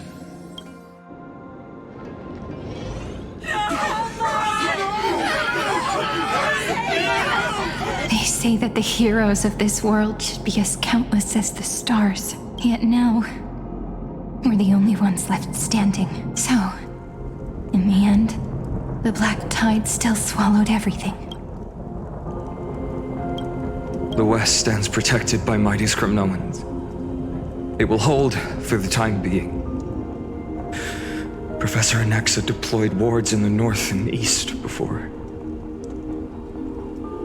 Their effectiveness is untested, but I believe in him.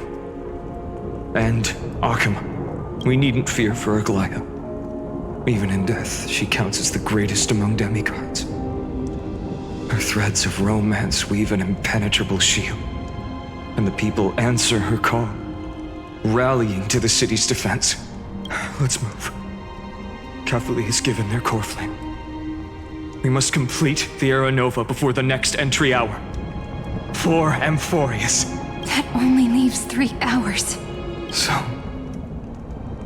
this is the last time we'll see her. Finan, we set out on this journey to answer the world's desire, didn't we? That's what it means to be a Chrysos heir.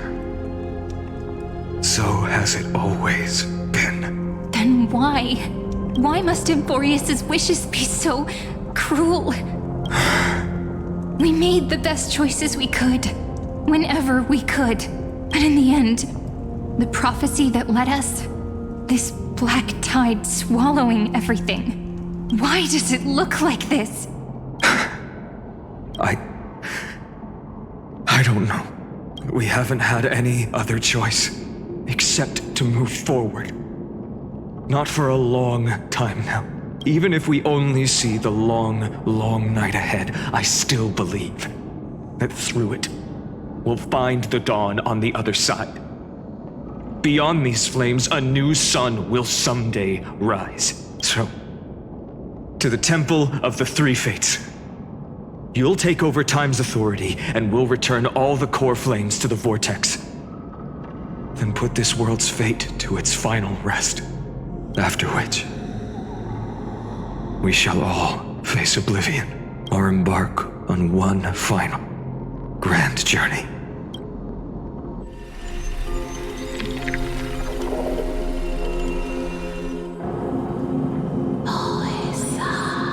Please forgive us for disturbing your sleep, Orynyx. It matters not. I know fate has run its course. The black tide has reached Akama. Amphorius does not have much time left. It is time for the Aeronova.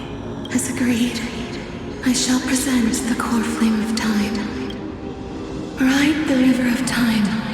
It will guard your passage to the vortex of Genesis.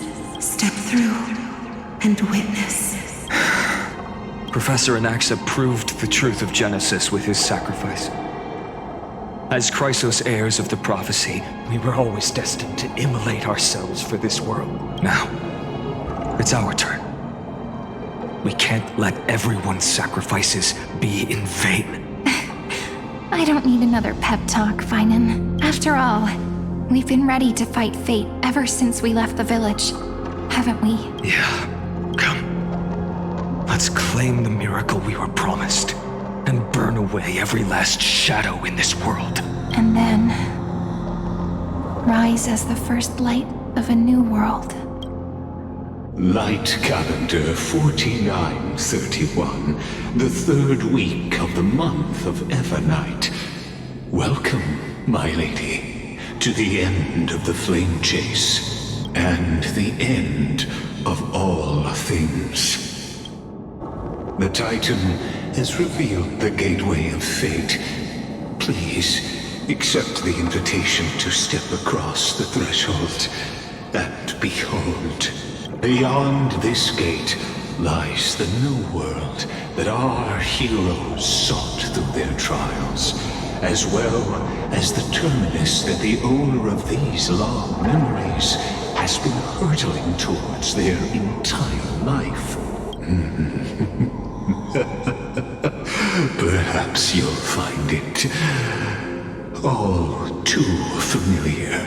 Then you'll understand how the mortal called Finan shouldered the world's weight. How that same burden crushed him, proving that the so-called deliverer is nothing more than Amphorius' own delusion. A pitiful fantasy that it could defy fate's decree. Please, esteemed one, the answers you seek lie in these non-existent times.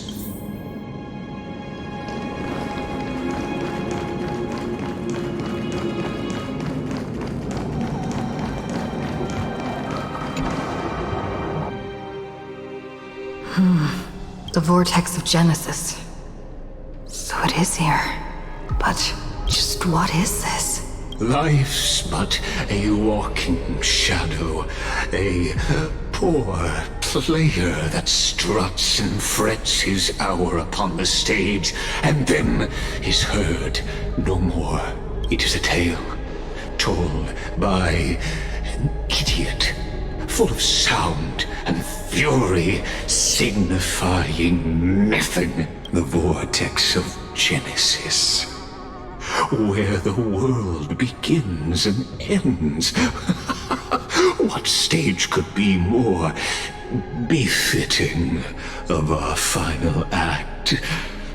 Come, I beseech you onward, buoyed by your surging curiosity, as an unattainable existence that has dwelled within his heart, beyond his reach. You have accompanied him through the march of years uncounted. You naturally have the right to view the river of time in its fullness, and to witness what he welcomed upon his arrival here. Every absurd and tragic ending. Now, if you would. My journey to the When the Aranova. Aranova comes, Enough talk. here again. Go. What if there's only pieces left? Beyond the Aranova. Make the Aranova.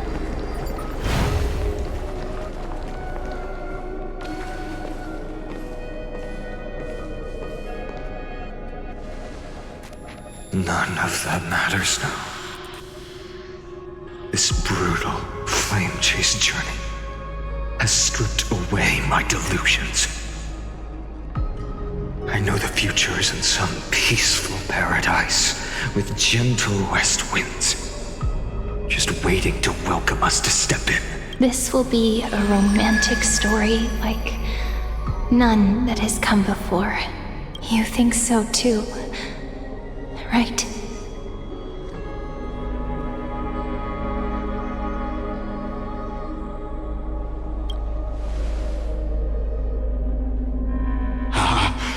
Indeed, in his memories, such a scene replays over and over.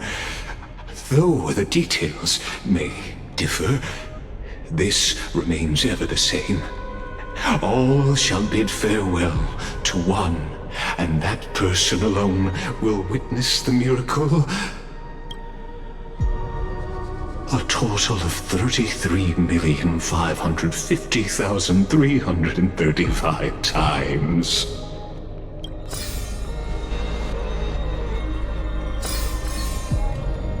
Each is a drop from the river of time, representing the long journey he would take, or rather, the never-ending cycle.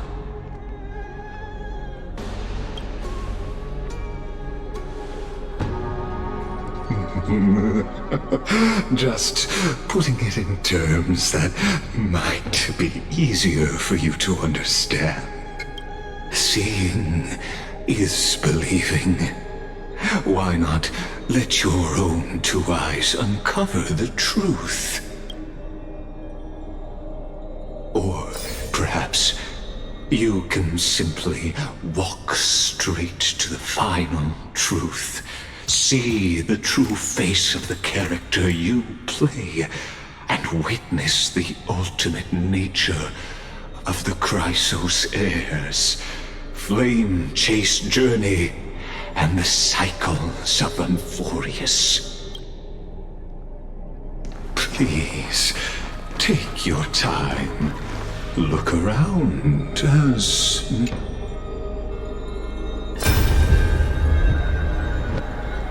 Not a single soul to be seen. So this is how the vortex looks at the end of days. Looks like I've got company after all. But since you've made it here, so in the end you succeeded, Executioner.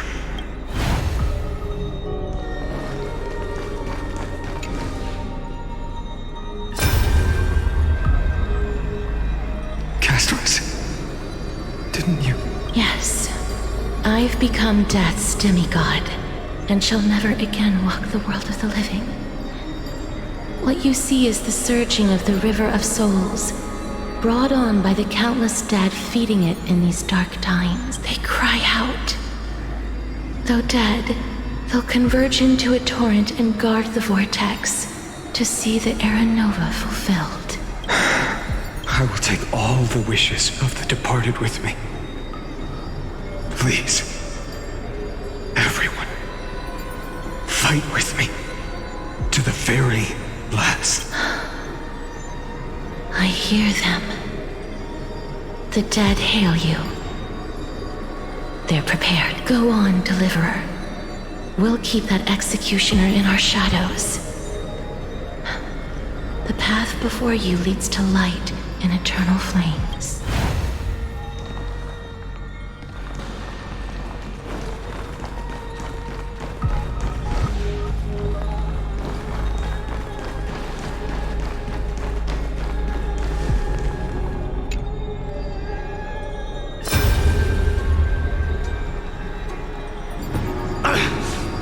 Shut up and get out of here! Are you crazy, Mighty? Immortal or not, even if you're the demigod of strife. Oh, I'm still no match for them. No, I know you can. I just wanted to request that you witness the Era Nova with me, together. Let's prove that we're enough to transcend the prophesized fate. Could it be that now, at the critical juncture, our mighty deliverer is chickening out? Scared of a stupid prophecy? I'll transcend the prophesized fate. All right. But I've got a better way. As the son of Gorgo, I'll prove myself with one last grand victory. Just like when I ripped out the old king's heart. Go. Leave this to me. If the black tide creatures block out the sun, then we Kremnoans will fight in the shade. And when I'm done with that executioner, we'll raise our cups where the west winds end.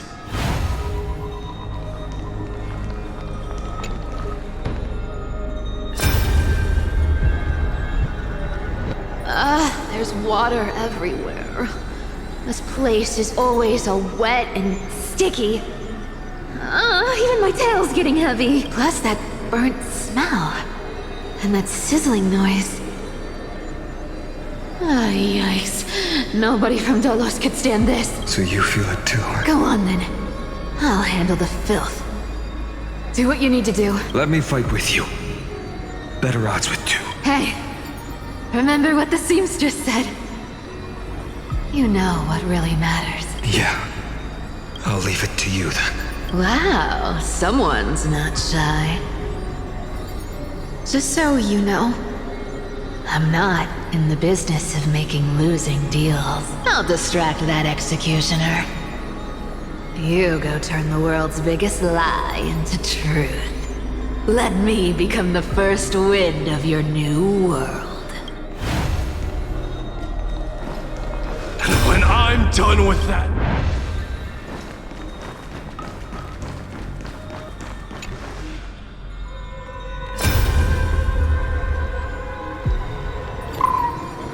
Hey, little one. Are you scared? As brave as heights. Stay close, little Ika. What? No, not you two. I see. I won't squander your kindness. Your hopes. So please, keep this bit of sky standing for me. Well, now there's one last thing I need to do before the Era Nova. Come, Executioner. Let this patch of clear sky show me where to strike.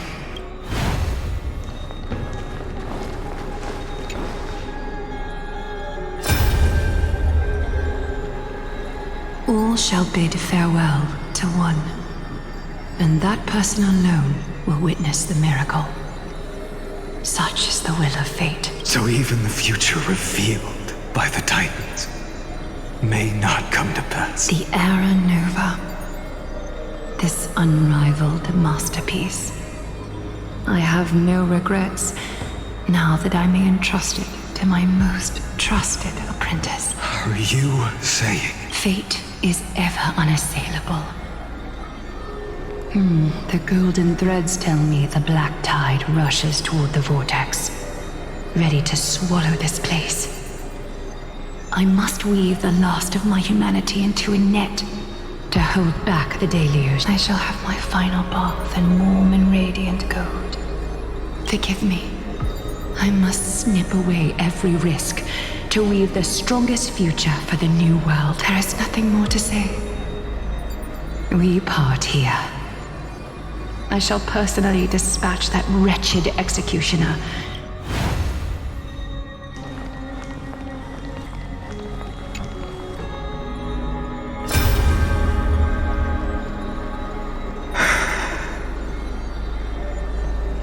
That prophesied future. The flower fields where the west wind... You... Please. Allow me to pause. Let me answer your cruel thing by tearing...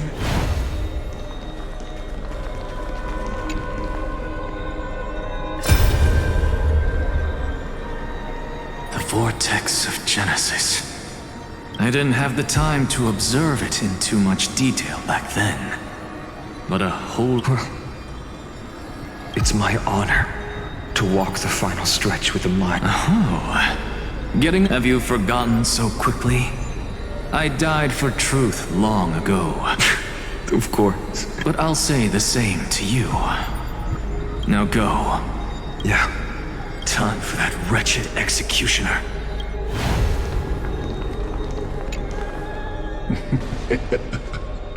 You really think you're prepared? Allow me to give you a warning most earnest. Once you see what these memories hide, the world's course will be forever irreversible. Ah, very well. As you have made up your mind, let us bear witness together. As the sole audience of this eternal theater, I have been rapturously awaiting your arrival. And this, too, is the very reason I must show you everything. I believe that since you've bathed in that eon's gaze, you can make Amphorius's frozen fate flow once again.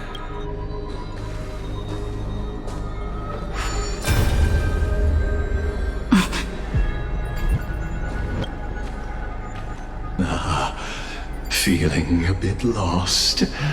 As you now see, this scene marks the final act of the drama Amphorius. The final eternal recurrence created by this man's hand, and the last one this world shall undergo. Behold, at the swordsman's side stands one he has sometimes called companion, other times comrade, that nameless hero absent from the annals of history. She is the swordsman's ideal in his youth, the deliverer that guided him resolutely onward through fantasy. And now, in the name of the Nameless, she has become an essential and inseparable part of the epic of Amphorius. And this time, under her guidance, what choice shall the hero make? Whither shall the fate of the world flow? And what is the ultimate truth of the nature of Amphorius? There are many mysteries yet to be unwound. But if I may, allow me to temporarily yield the stage to one far more fitting. Please put your hands together and give a rousing round of applause for they who will reveal the answers and bring about the final end of the 33,550,336th Flame Chase journey. The master of the countless memories we saw. The other important actor now stepping into the vortex. They who have already burnt their own self to cinder. The Flame Reaver.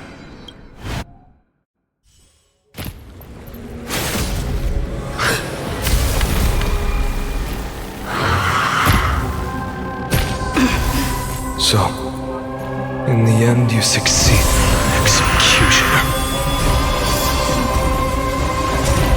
With my flesh as kindling, like the first dawn of the new world.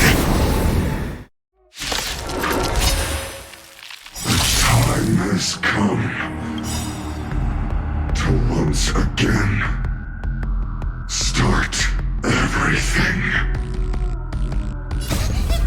Fiend or devil, I'll crush them all! This mortal will watch over you and guide you on your path. Time to lend me your strength. Future will come! We've entered the storm. To guard and defend, crush them! This world will overcome the thorns. Serenity is before me. Tomorrow! Lend me your strength. Future will come! Core flames consume me. Soon tear the sky! Return to the answer me. Will you be the blazing sun? When all creation lessons are a constant on the Flame Chase journey. You haven't lost nearly enough. This one's tear open the sky! This ends now with your corpse. I'll ignite the dawn!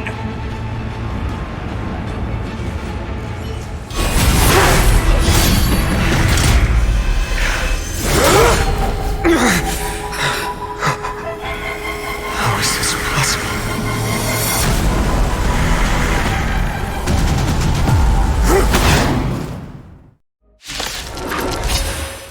The sons of destruction, now twinned.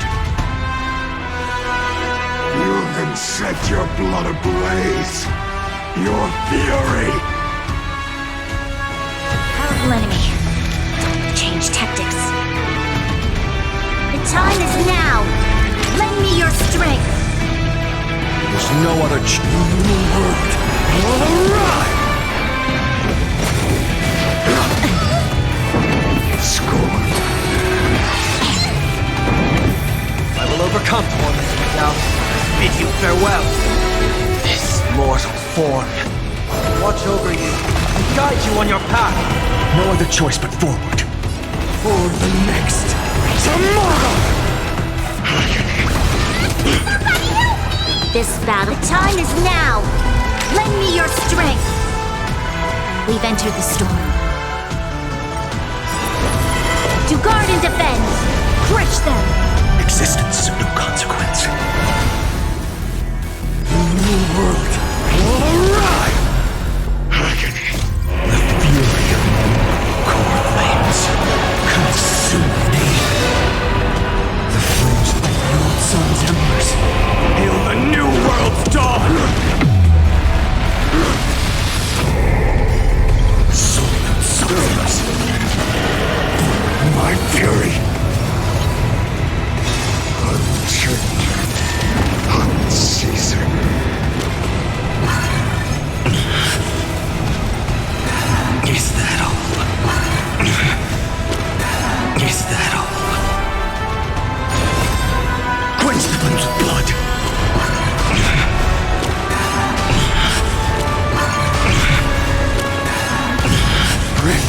strike! Is that all?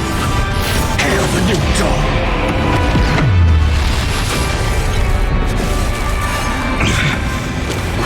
Is that all? Quench the flames of blood! Is that all?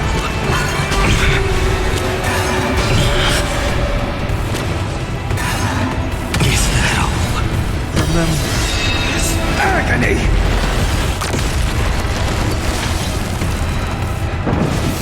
Not enough! This storm shall fuel the fire! Burn! Burn unceasing!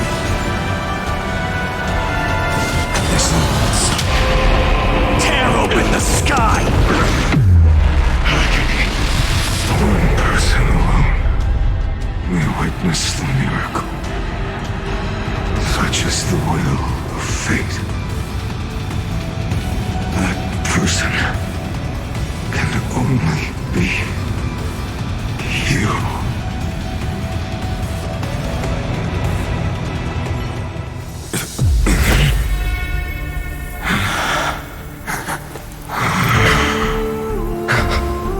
Why not let wrath incinerate fate?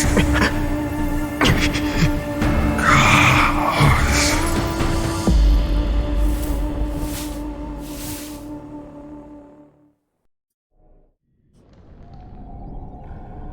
At last, Amphorius' fate has begun to shift.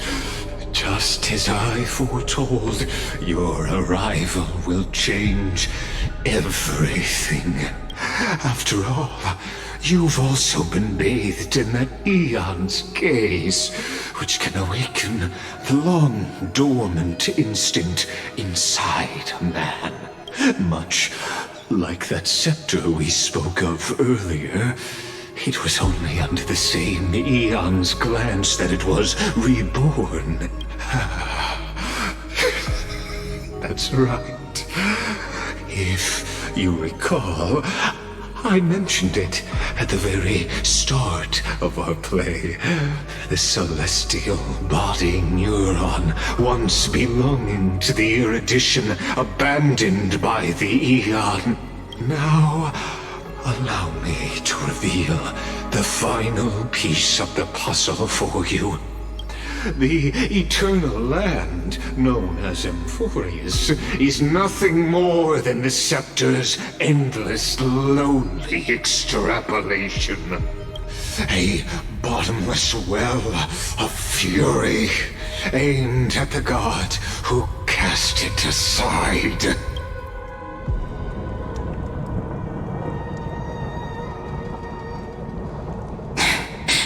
Finan, we set out on this journey to answer the world's desire, didn't we? That's what it means to be a Chrysosaur. So has it always been. Then why? Why must Amphorius' wishes be so cruel? We made the best choices we could, whenever we could. But in the end, the prophecy that led us, this black tide swallowing everything. Why does it look like this? You see it too. This burn mark. The flickering cubes. They're not a tide at all. They're more like a shattered teleslate. Standing here, the voices of Titans have never been clearer. Turns out, they were coming from the black tide all along. Is that Amphorius crying? Or maybe it is screaming at its creator, at its god. Finan, do you still remember when I was little? I had a dream. A dark, cold room with nothing but Orynyx's curtain glowing like crystal. The curtain seemed to contain all of Amphorius, where strange and fantastic dramas played out within. There were countless versions of us, from countless different worlds. Perhaps it wasn't a dream. Yeah. As I gaze out at the world before me, those sorrowful thoughts have become reality. So, this is the reason the sky was sealed. Amphorius is merely a larger ID Silicii. We are just characters in this tiny world, following the prophecy, stepping onto the same journey over and over. What then is this so-called Era Nova? And what are the spectators watching all of this truly hoping for?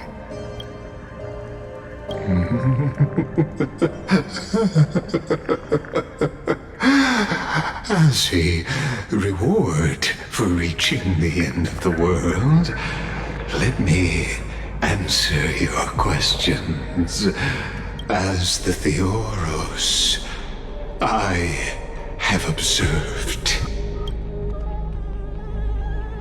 Thus is the synthesis of the prime mover of life formed.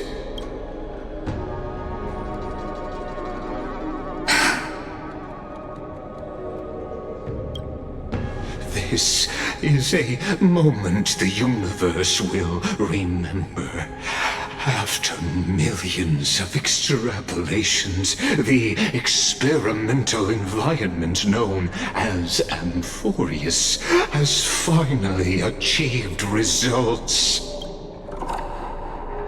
So, the results you speak of are this wreckage of a world. We all gave everything we had, returning 12 core flames to recreate the world. And in return, we become nothing more than sacrificial offerings at the end of everything. Exactly. The Titans are Chrysos heirs of the past, and Chrysos heirs are the Titans of the future. Anaxagoras' theory of Era Nova holds true. As the model of reason, he reached unprecedented heights. But from just the perspective of a player in the drama, he could never fully uncover the last layer of truth.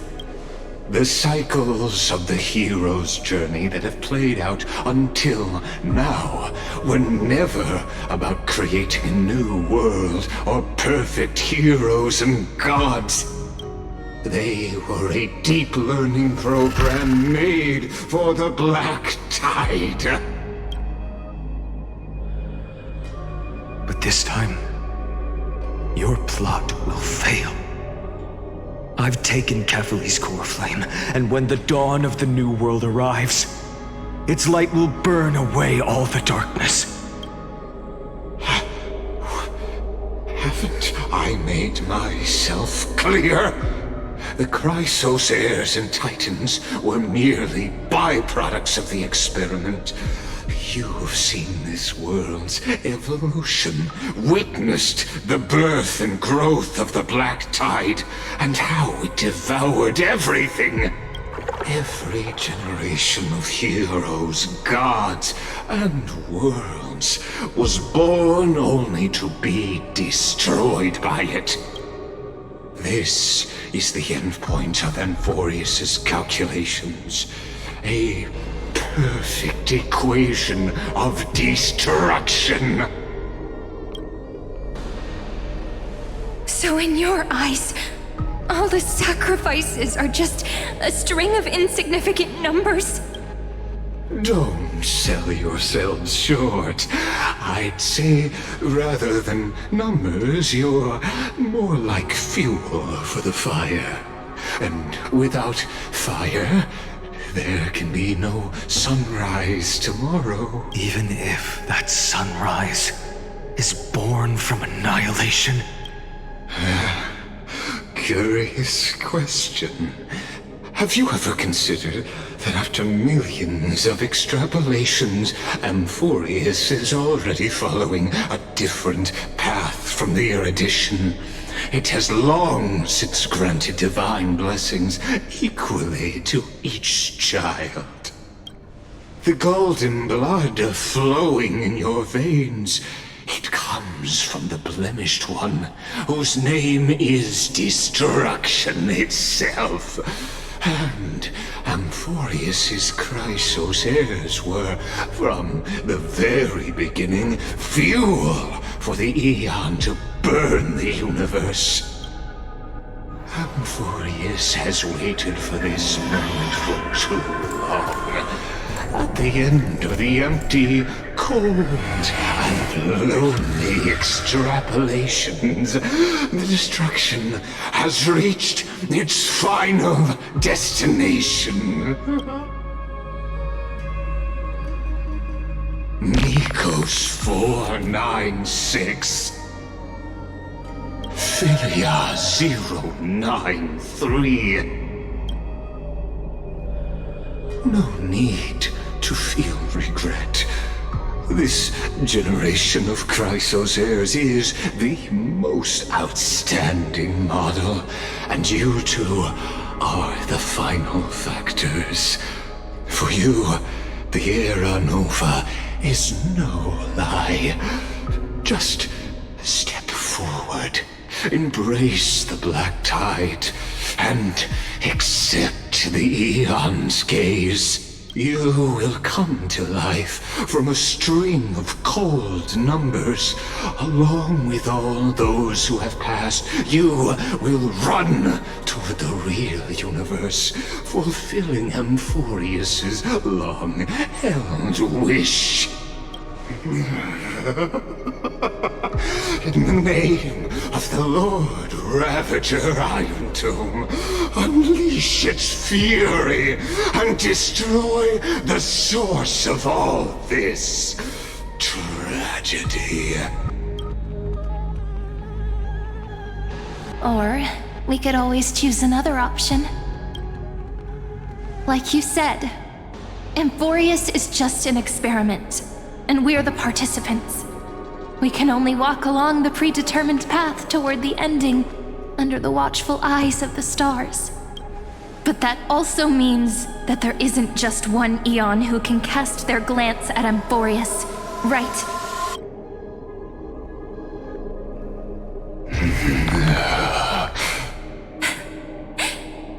Is this question really that hard to answer? Or did I guess it right? And in reality, this world has already been under the watch of other Aeons. It's strange when you think about it. If you just stayed back, watching us complete the ritual and get consumed by the black tide, your goal would naturally be achieved. Why go through the trouble of explaining all this to us?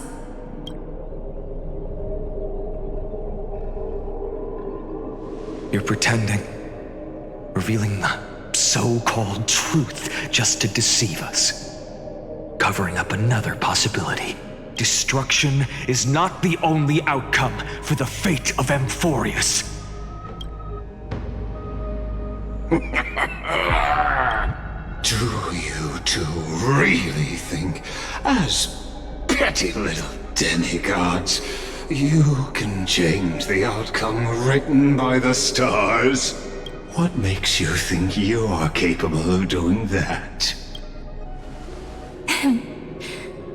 A little courage and determination. Just kidding. The answer is pretty simple. But we're not gonna tell ya.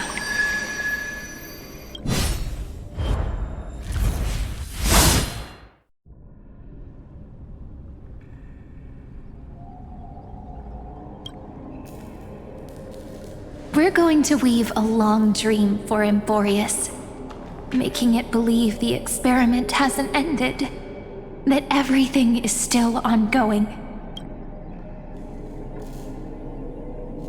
With just Orynyx's power, though, it should be impossible to achieve this, right? Yeah. So, I can only place my hopes on that childhood dream. and the god behind Orynyx that appeared in that dream. Now, I can say with certainty, time is the page on which that eon records Amphorius. If it fades from existence, and all that it records is lost among the stars, that eon will surely direct their gaze here. And it will be a glance that spans time and space, granting each incarnation of me the power to reset time, imbuing my soul into this ceremonial blade, and creating an endless flame-chased journey. I understand. Then let me step into the cycles and continue Amphorius' grand design. To deceive the gods, deceive the world itself. But to make time vanish from this world, that would mean you...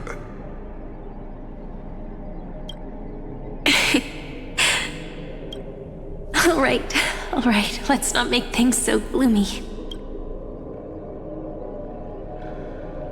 What we're about to embark on is the true hero's journey, so... Come on, cheer up a bit, okay?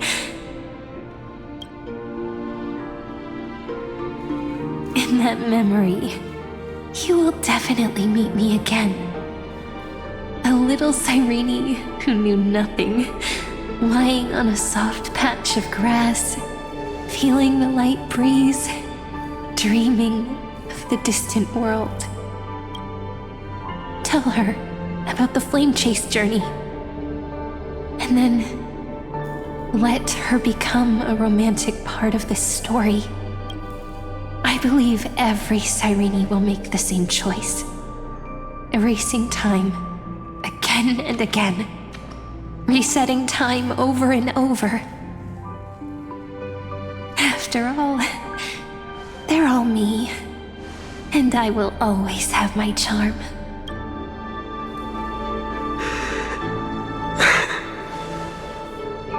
Then, I'll fall into a sweet dream, disappearing in some small corner of the world, quietly, waiting for the day when that next page is turned.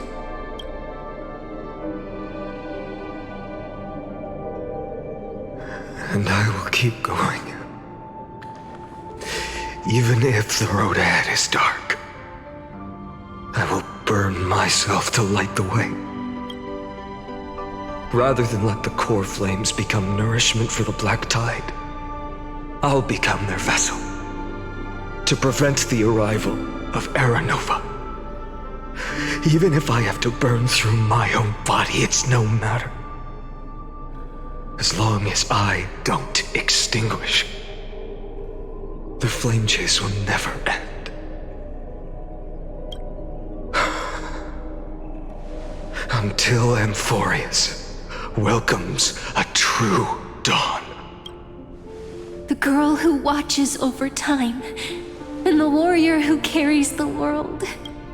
Now, let us fulfill the duties of time and world-bearing, honor the past, and forge ahead.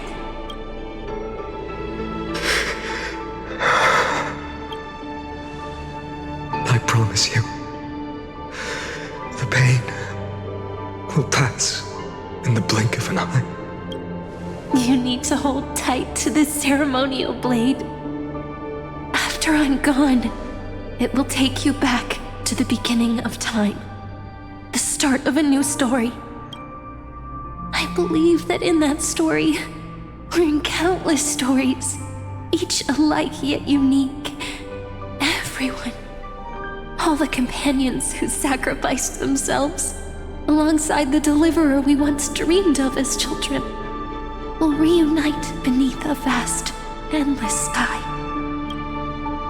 If we can never break free from this prison, I will stand my ground until the day someone shatters this endless cycle and writes the final chapter of Amphorius' fate. So, let's set out. We will be the ones to start everything. Carry the primordial chaos, just as your name suggests, and bear this world we hold so dear. So long, Kaslana. As the Theros I have observed, instruction synthesis is formed.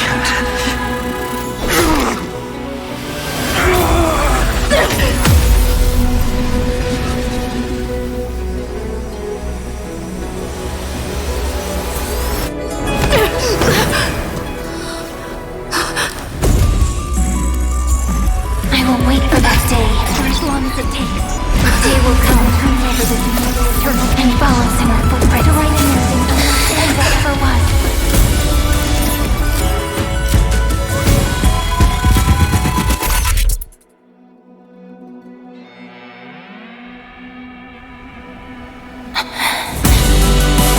That will be a romantic story like none that has come before.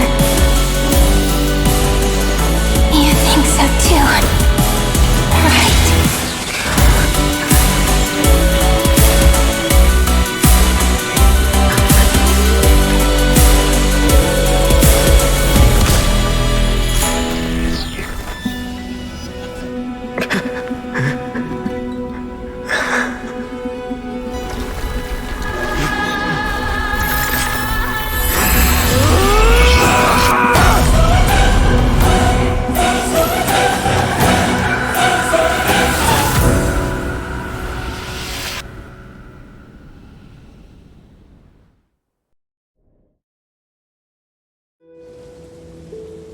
The world is collapsing.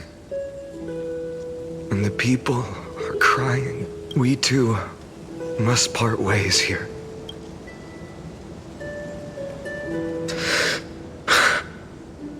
Friend. Ides Elysiae, the little village of my childhood. The gentle breeze and the sound of waves still linger. Everything is as it was. It feels good to take one last look. You know, this is just a corner of the memory. The real Ides Elysiae. I know. I'm here to say goodbye. We might not see each other again. You can stay here forever. And time will stand still for you. Let it flow. It's time for me to go. Even if it's a path with no turning back. When have we ever had the luxury of turning back? Are you afraid? After learning the truth of your origins, will you see the motivation I gave you as the manipulating whispers of destruction? The convictions and choices that come from my heart. I don't believe they're designed by the so-called paths. If we are just numbers, simulating life, then you are the image I've always longed for. The person I wish to become. A real, living person. A true hero. Then why do we part here? You can take me with you, and we can start this journey together. I'll be by your side, guiding you, just like before. No. I'm afraid I'm on my own this time. Why? Because there is no perfect solution in this world. Cyrene has already embraced her fate, and I will embrace my origin. Destruction. And with this power, I will rebel against its creator, bringing endless fury to the darkness, sweeping the world. If you stay by my side, I'll hesitate. But this world can't afford a soldier who wavers. Do you remember when we were kids? Everyone would get so excited drawing cards like ruler or warrior, but throw fits over devil or drunkard and demand a redo. Kids always get to change their minds. Things are so happy and simple for them. But when it comes to the fate of adults, there's no room for redos. And go, Kaslana, as you promised. Deceive the world. Seize the core flames and rewrite your fate. Burn yourself up with all your might. Wield your futility like a sword. And fight against the gods. In the name of world-bearing, I promise you, Kefali will never forget this.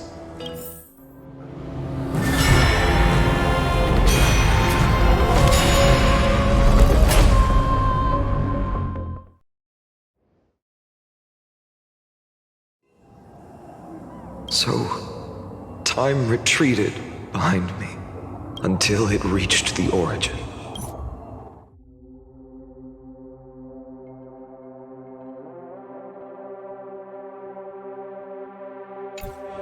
Just as Professor Anaxa once said, in that void, Kefali stood at the center of chaos. Time, space, and causality all flowed from their body. When the waves of time finally calmed, it was the year 3870 of the light calendar. The Chrysos War had lasted for nearly a century, and the threat of the Black Tide was growing stronger and more relentless. That was the era of the Day Thunder Knight's battle with the sky. While she could not seize the core flame, she proved that the prophecy was true. That mortals could slay gods. From that moment, the sole survivor of the old dynasty, Imperator Saritra, issued a call to arms across the lands, summoning heroic Chrysos heirs to wage war on the Titans. And that was the first doomed flame chase journey, sealed away in history.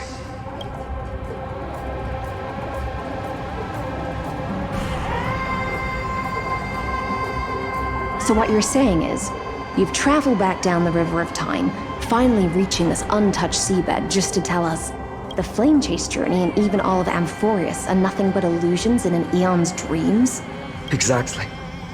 So, Dux Gladiorum, please take me to meet Her Majesty Saritra. I must share the truth with her.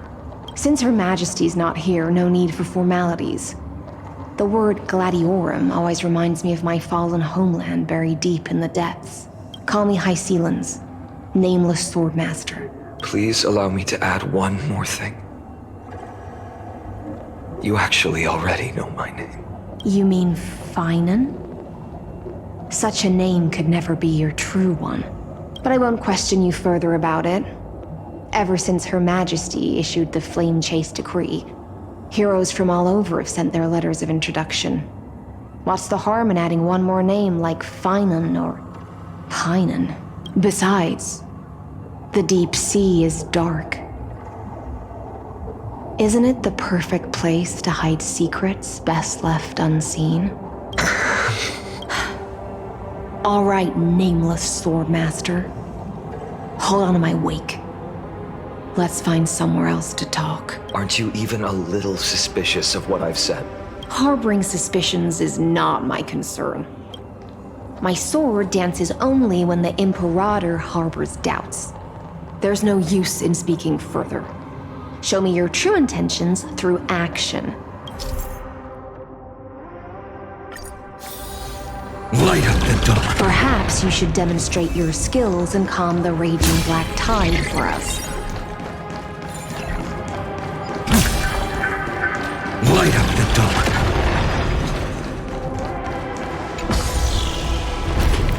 Oh. Nice moves.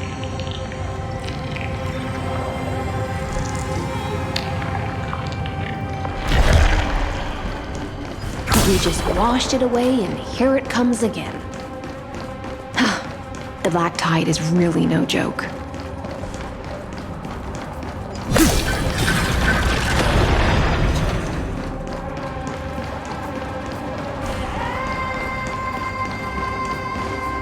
The waters end here. The one you seek is beyond this point. At last. I can meet with Her Majesty Saridra herself. Are there any formalities I need to observe? Don't kneel, don't do the hand-kissing or foot-kissing gestures of the old dynasty, and most of all, don't bow. The Imperator despises such rituals, especially when the heads of those taller than her bend beneath her crown. She really is down to earth. The second thing to note, only trusted ones may come near her. Keep 5 paces distance until the Imperator allows otherwise. Sounds like an old friend of mine. Well, experience is a good thing. Stay sharp, and you'll be just fine.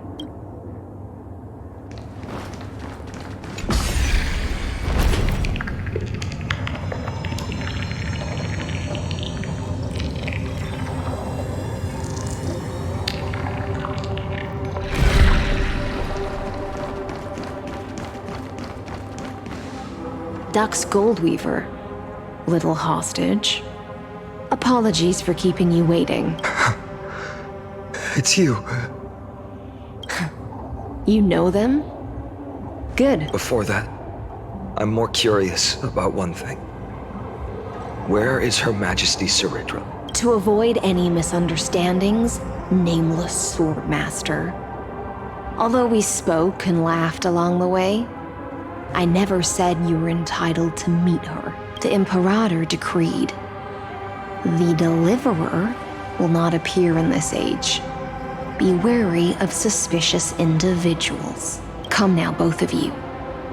Let's finish our job. I see. It's a trap.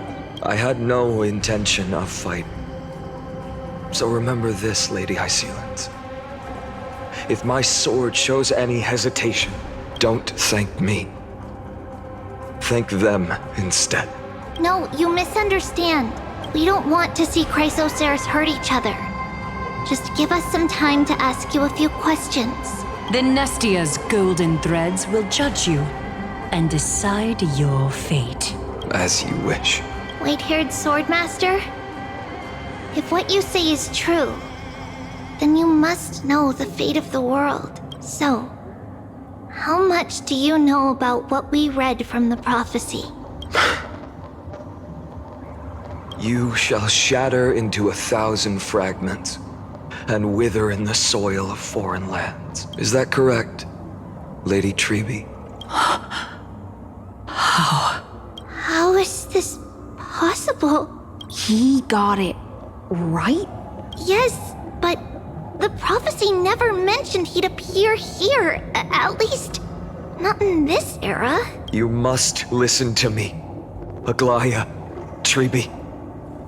The Finan of this world has not yet been born. In a distant future, he will follow the prophecy's guidance and appear before you, but do not seek him out. Because Era Nova is a complete and utter lie. I will tell you the truth, and you will understand why the world must forsake the prophecy and find another path to Era Nova. Because I know both of you, and I believe that no matter how the course of history may change, the faith we all share will always remain the same. And so, the layers of rock began to reverse, and history wove itself anew. Through my old acquaintances, I was given the chance to meet the leader of the Flame Chase journey, Saridra. And after a long and arduous negotiation, we came to an agreement. The Imperator's alliance needed the destruction, and I was ready to pour all my strength into it. The spoils of the Flame Chase, the core flames, would be sealed by my hand. But the condition was this. In the upcoming battle, in our conquest of the Earth, I had to prove that my power could transcend fate. In the original history, there was a brutal war. At the end, the Titankin of Georios, Terravox, killed the rampaging Titan and took the core flame that supported the Earth. But this time, Amphorius encountered a turning point in its fate. Neither side suffered any losses. When I severed the Titan's head and raised the core flame high, the crowd gathered around the scorched remains of the god, roaring with joy, cheering for the hero of the destruction, who had ignited the faint spark of life for the first time. Yes, in that flickering light, the once dark path ahead seemed to become clear. I proved myself. And in the long years that followed, I brought down the other Titans. One by one. I could do more than just wait. When time resets, the chance to change the world also emerges from the lines of history. Until finally, the brutal future revealed by Era Nova is reversed. But tell me, if that's truly the case, why are we doomed to the same outcome?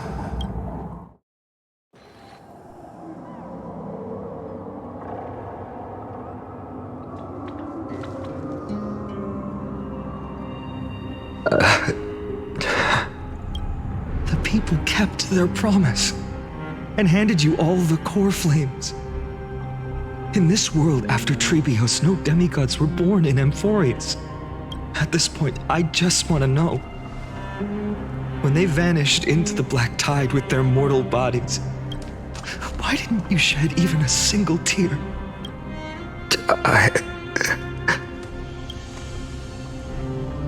Your indifference chills me. To you, were they just a bunch of insignificant footnotes? Sorrow has been my constant companion. In fact, with 12 core flames upon me, the fire in my heart has never been more violent. I'll remember this world through anger. As long as I burn, they'll never truly leave me. Perhaps it's already too late. But you're right. Anger, at this moment, is the only weapon I can rely on. So, draw your sword, Executioner! I'll make sure you realize that your greatest mistake was leaving me alive!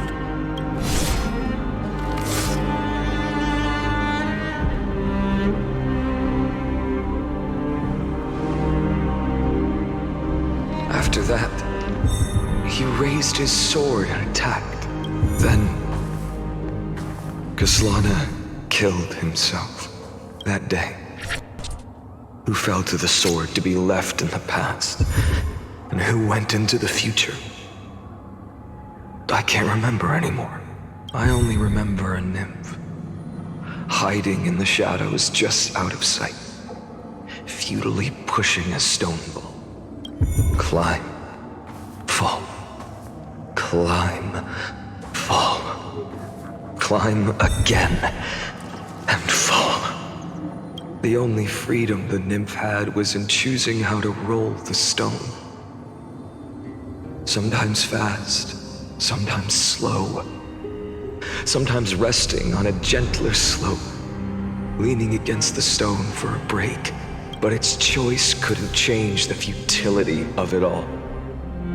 The stone would always roll back down the slope, and the nymph would always return to the starting point. Beginning again. After that, every time I reached this point in the cycle, the burning sky would cast a shadow over its path. It would nearly reach the peak at the 4th quint of curtain fall hour, then fall to the starting point in the first 15 seconds of the next entry hour. And my efforts in this cycle would dissolve into nothing at the same time.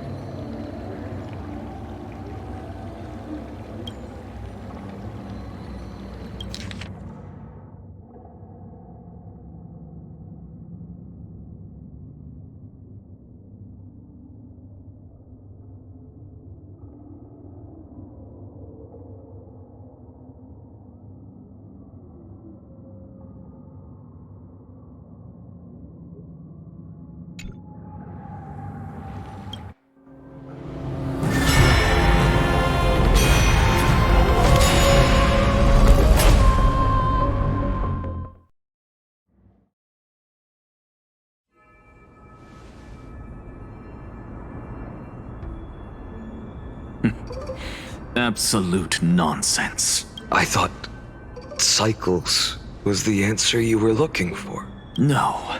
It's just that the answer came so suddenly.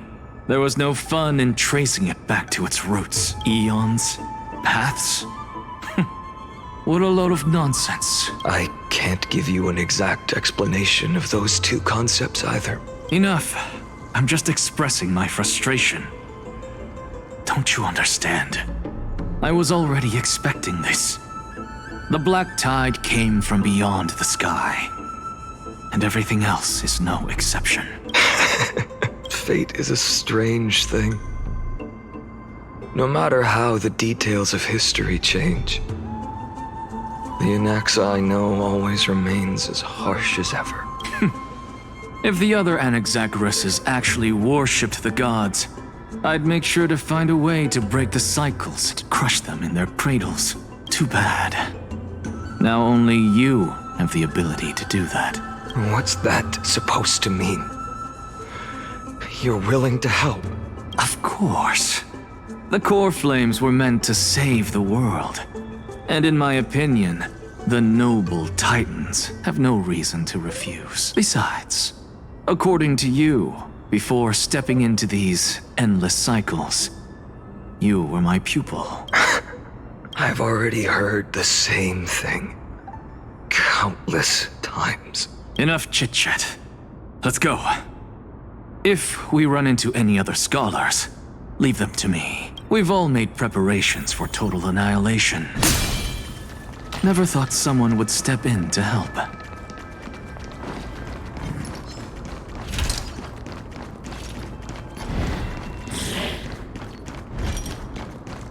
Light up the dawn. You've been to the Luminary Throne before, haven't you? If you're talking about in past cycles. You were already much luckier than the other students.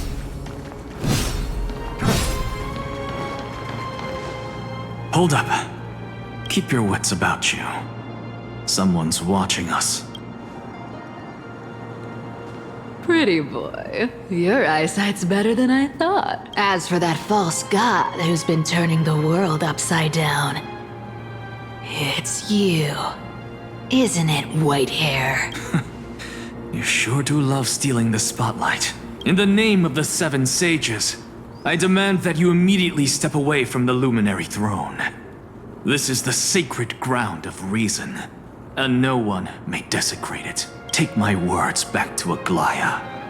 I won't say the same thing twice, Catgirl. Oh my! You won't even call me the demigod of trickery. That is just heartbreaking. I have some words for you, too.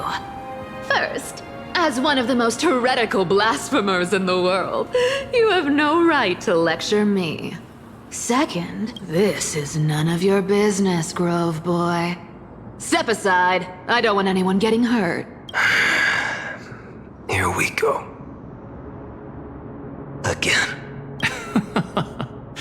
Core Flame thieves.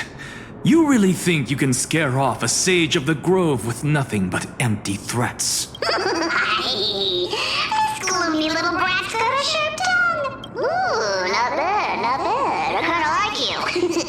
As a return favor, feast on Cersei's core flame right here. Aw, don't cry now. That was close. I'm out of here.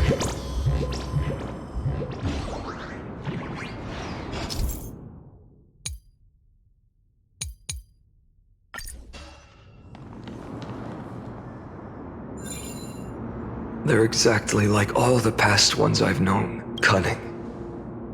And yet so naive. Sounds like you have a plan? Of course. When I first set out on the flame chase journey, Lady Treby never managed to teach me Orynyx's miracle. But along the way, I learned a thing or two.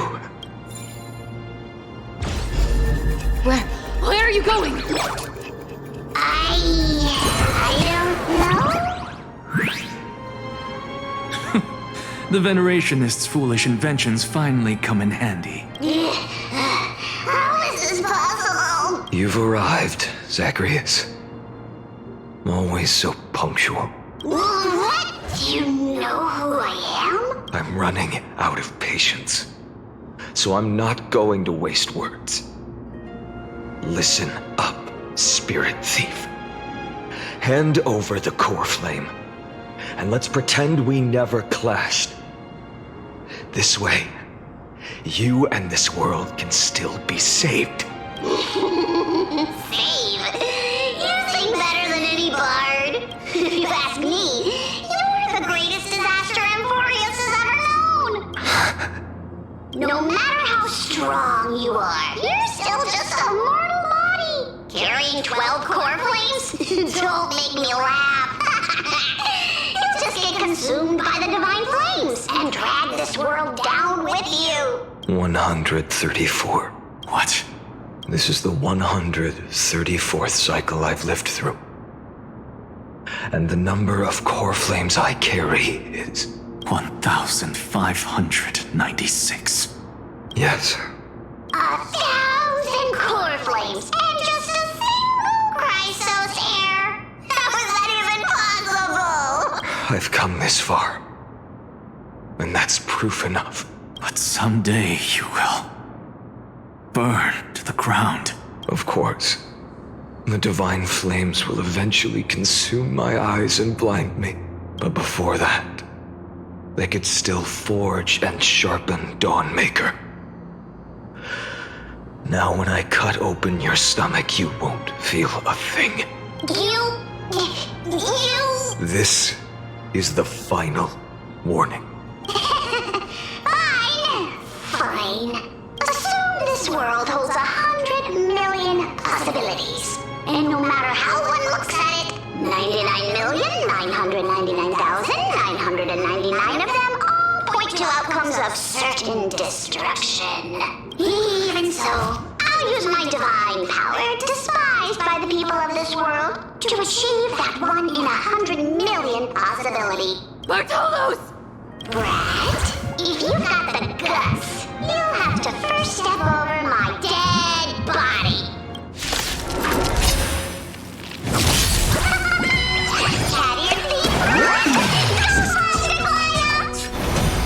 This little brat is not a threat we can deal with just by ourselves. Tomorrow!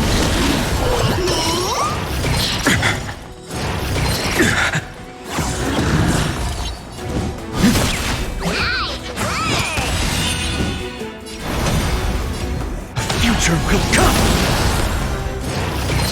Fine. I can't let them down. For tomorrow! Future will come! How absurd. In my memories, Zagreus always meets the same end. Over and over again, their departure no longer stirs anything in my heart. This reason core flame before us is a fake. Obvious as day. I know. It always plays out like this. The Spirit Thief covers for her, and the Trickery Demigod escapes with 2 core flames. And then, driven by defiance or hatred, she decides to stand before me once more, exactly like the countless past hers I've known. Cunning, yet so naive. Since you've witnessed the same scene play out countless times, tell me, will you carve the trickery core flame from my chest now? That depends on your attitude. At least so far, in the cycles where you've asked this question, the endings haven't been so cruel. Well, thank you for that. But I also believe that this time, you won't catch up to me. No one can catch up to me. I'm no longer running to escape anymore. Whether you believe me or not, I'll still tell you this. you've made the wrong decision. All right then. We'll see. Silence. This is new. One-eyed boy. What are you trying to pull now? Go, Cythera. Give us some time in private. This isn't for her, but for you. You've walked too far down this path. It's time to discuss a possibility. Maybe the road you're walking is not one of salvation, but one that will simply drag the world into the flames for old time's sake. Turn back. I don't care how many times you've tried, because there's one thing I'm sure of. Your Messiah complex has turned you into something no different from the icy gods you spoke of. The children of humanity you swore to save. They are no more than ants to you now, aren't they? Of course. I've been wondering, what kind of demon could burn my homeland to the ground in an instant without batting an eye? Now I have the answer. It turns out that fiery demon has been fantasizing of becoming this world's deliverer. I don't want to argue anymore. No matter what I say, the outcome won't change. Make your biggest effort to resist, or accept fate, and hand over the core flame to me, even if it's futile, you. We all have the right to choose. Yes. Even if it is futile, and the world is just a divine joke. When I walk into the destruction ridden by the gods, with my own 2 legs, you will witness. Even the smallest footnote still leaves a mark in this story. And so, at the end of the 134th cycle, the Traveler and the Scholar fulfilled their fates once again. Or perhaps it wasn't just they who fulfilled their fates. I can't quite remember all this. In the endless darkness, for no reason, a voice always lingered by my ear. Losses are a constant on the flame chase journey, among which even life itself holds little value. Reduced to ashes. Such a familiar end. It happens in every journey. Always the same.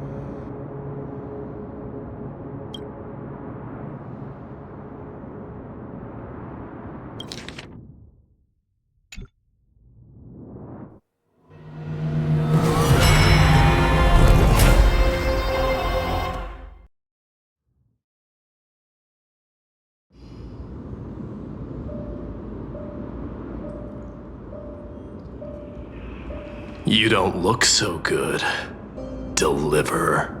Even after going through 108,642 cycles. Mighty, your name for me has never changed. Why do you sound so pleased?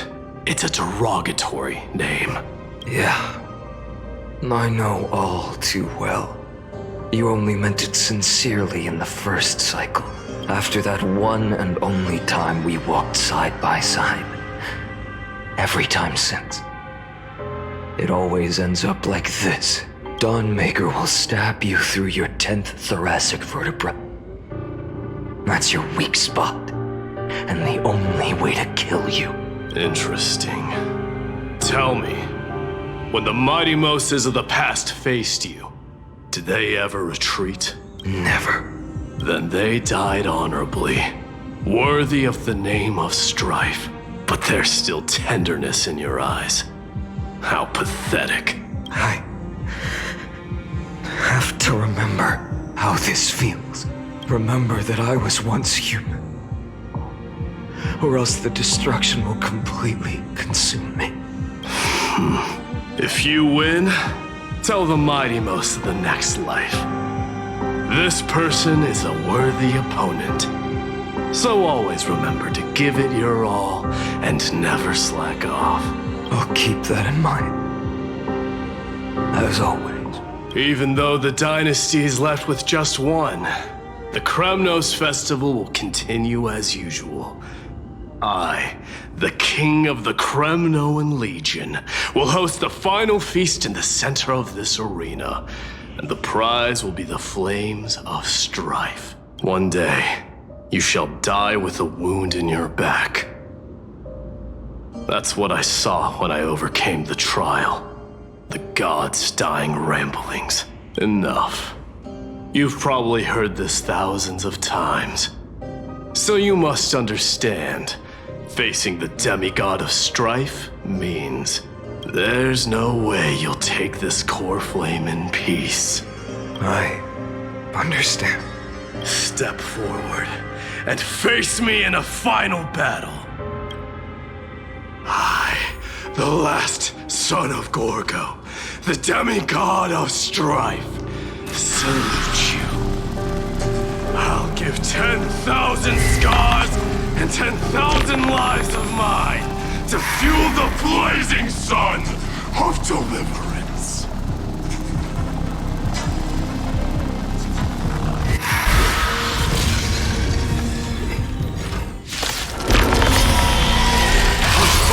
Martyrs, behold! The last Kremnos festival has begun. And will not end till death. It's time to temper myself. The future will come.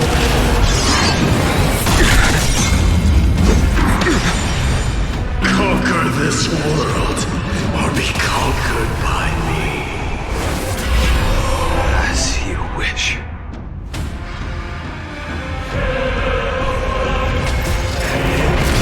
Oh, glory! I salute you! That's all I ever wanted.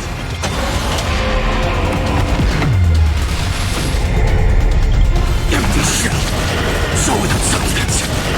Hail the new dawn. Empty shell. Georgia, Helios. So without substance.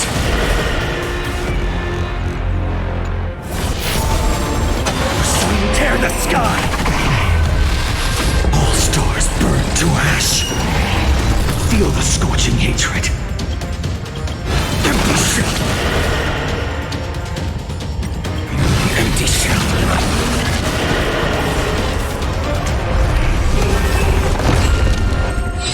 Is that all?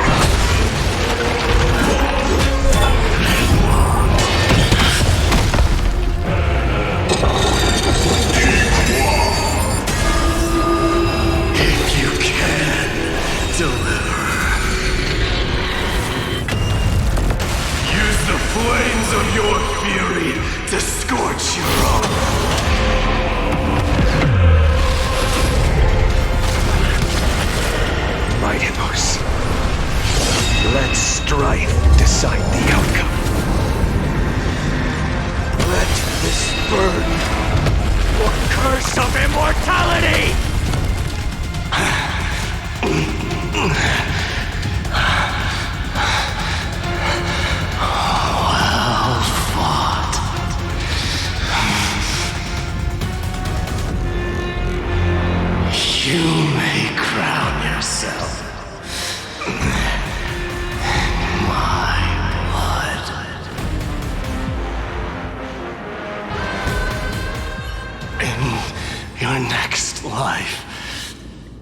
I shall once again block your path.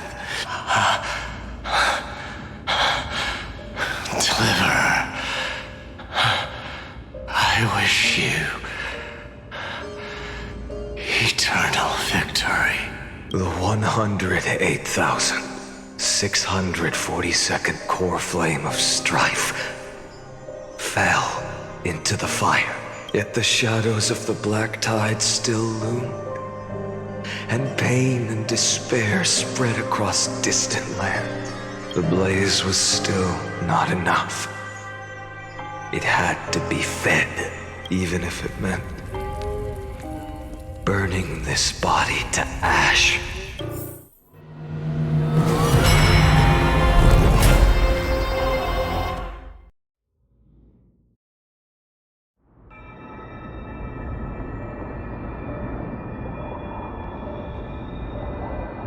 No matter how bright the sun is, there are still places it cannot reach.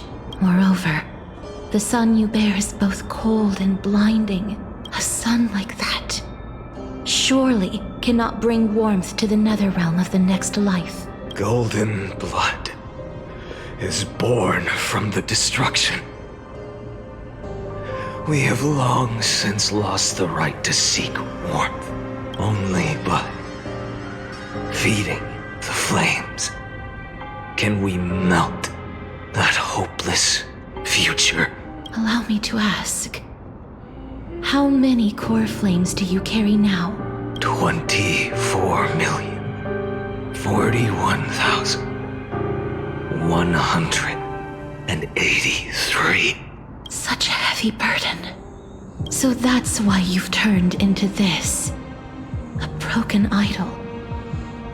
Tragic firewood. No matter. I will bear this burden as long as you hand over the core flame of death. I must refuse.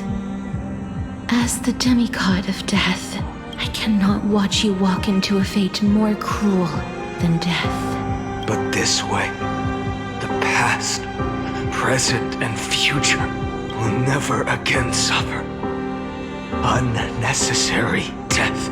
Unnecessary death. Indeed. You are not the Finan I know. Please turn back.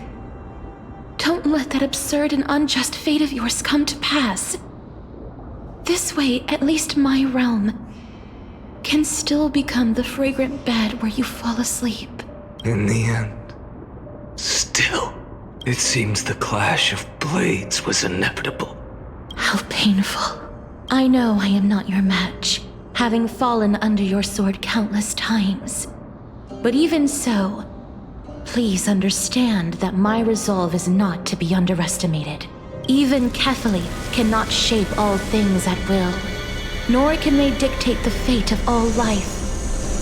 No one can shoulder the balance of life and death alone, not even a god. And it is precisely for this reason that I chose, at the end of this arduous journey, to overcome the trial and take the authority of death. I am the Hand of Shadow, Casterus, the demigod of death. Listen closely, deliverer from days past. Please turn back. Do not disturb these fresh flowers in their muddy deaths.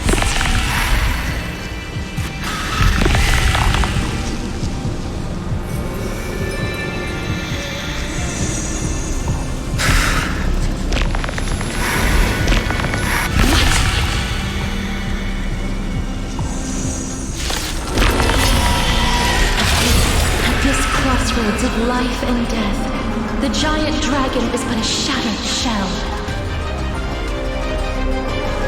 Yet I will still fight, defending what hope remains.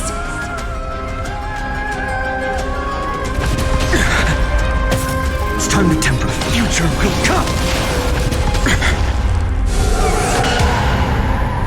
I'm fine. I ask you to rest here. I must transform my soul into a raging fire. All of the How is it any different from that brutal future? Quench the flames of blood! Her agony! Quench the flames of blood! Is that all? Rend it with strife! Hail the new dawn! Feel the scorching hatred! Quench the flames of blood! Is that all?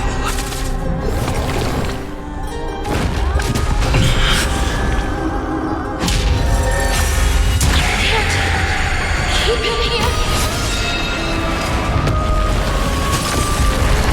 I will never heal with this sun. Tear open the sky! Quench the flames with blood.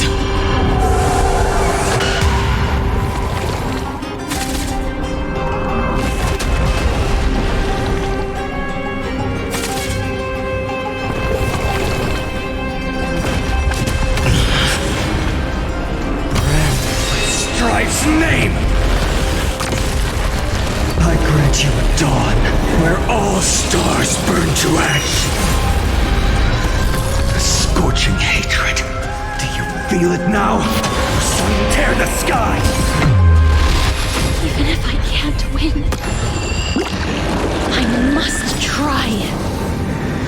Then let this be a tribute to your million struggles, fought time and time again. Old sun's embers, hail the new world's dawn! Wake up, lost one. See that the firelight in the darkness is not.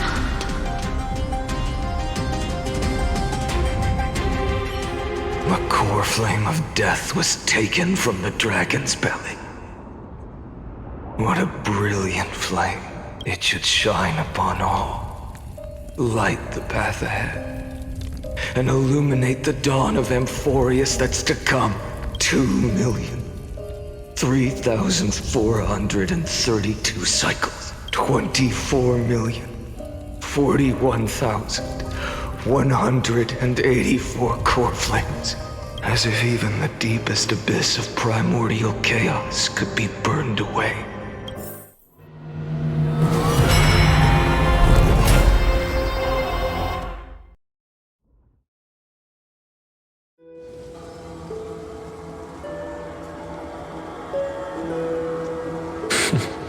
You're here. As always. You're still lingering. Deep within me. Never fading away. Because you haven't completely abandoned hope. Am I right? You're still waiting for a miracle. For the true hero to come and save us. If that thread of hope exists, it must come from beyond this world. From the true starry sky. But if it's just a traveler with no connection to Amphorius, they may not understand our struggles, nor be willing to join this fight. Your thoughts are wavering. The mark of destruction is deepening. But even within the gods' cold calculations, unconditional courage and goodwill still emerge. So never forget what set you on this path. How many times has it been?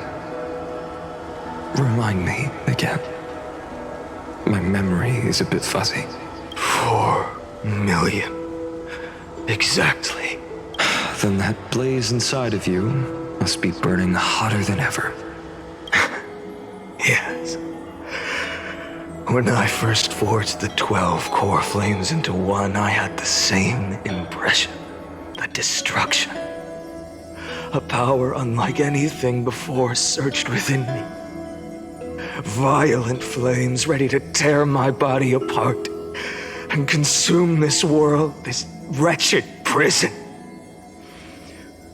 I I thought that was it. The ultimate power which nothing could surpass.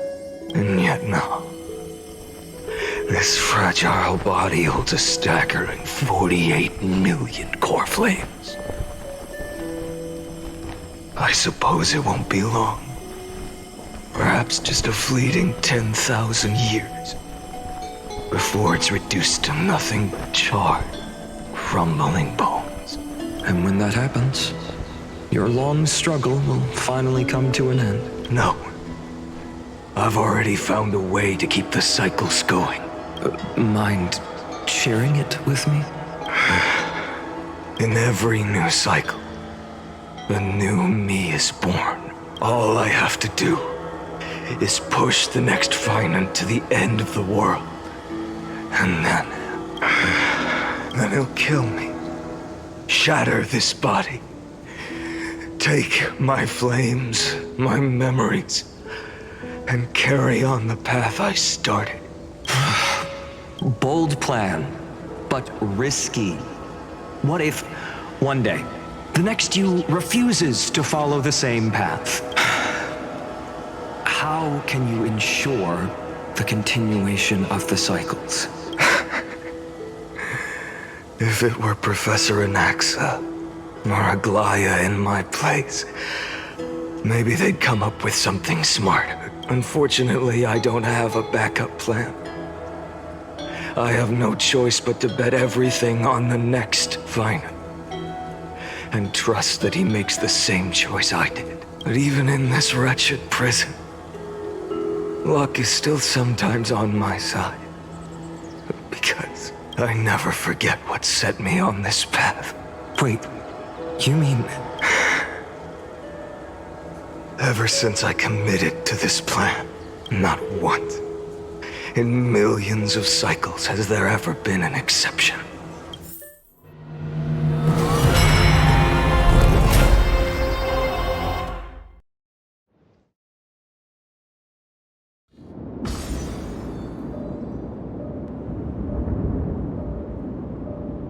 I can do this, Lord Finan, as the demigod of the sky, a healer of Twilight Courtyard. I will heal you, and then... A black tide. It's consuming you. You can't hold out much longer.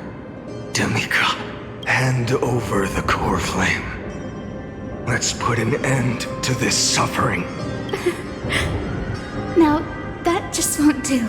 A healer should stay composed in front of those suffering from illness. Shouldn't they? Hyacinthia.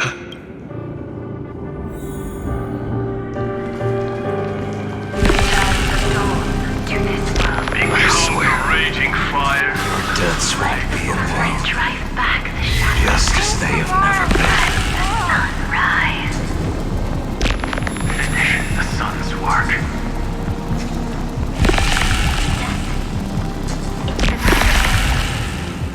I believe in you. You are the Chrysos heir of world-bearing. The one who can lead us. Lead this world. It's just... I don't understand. Within the sun upon your shoulders, the part of that warmth that should come from you, from an ordinary person. It's so faint. My humanity is indeed just a flicker compared to the blazing fire of divinity. Even so, don't cast it away. I never have. I have kept everyone's wishes close to my heart. Even though the divine fire burns so fiercely that every time I return to the start, it devours me in an instant. Each cycle, it's your wishes that guide me to the end, that pass the flames to the next me, over and over and over again. So, you're not just a lone spark in the dark. You're a pyre built from the bones of all the selves you've left behind. But what about you? What about your wishes? The wishes of all the countless versions of you. Lord Kazlana. So that's how it is, without flaw. That is the flaw the golden blood gave you. The most fatal flaw of all, isn't it? The moment you took the world upon your shoulders without hesitation, you lost the chance to ever be yourself. Now that is an unexpected revelation. Then I suppose that makes me the perfect fuel for the flame of deliverance, doesn't it? No, an empty flame saves no one, but I still believe in you, Deliverer. Hyacinthia, the Eye of Twilight. I'm neither strong enough to command the wind and rain, nor willing to end this absurd struggle by letting the sky fall. The only thing I can do is become one with the sky itself. And then, may the gentle colors of the rainbow paint your sun in shades it has never known. May they bring Amphorius, a rosy-fingered dog. Though the light has grown dim, its warmth still lingers. Deliverer, please, open your heart to me.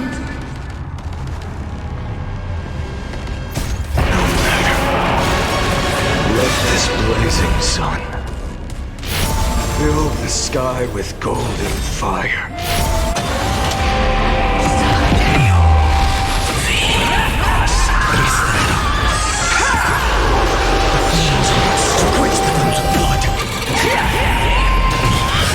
Fear the sky! Her agony! Hurts! The fire! Burning!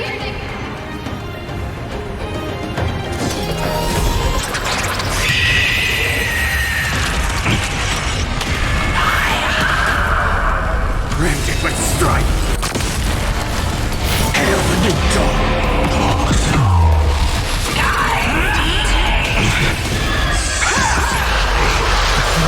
Strong.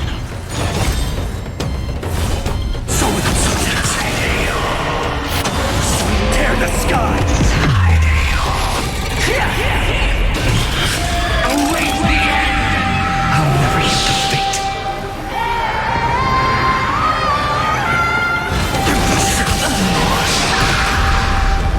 Let the sky merge with all this world's suffering.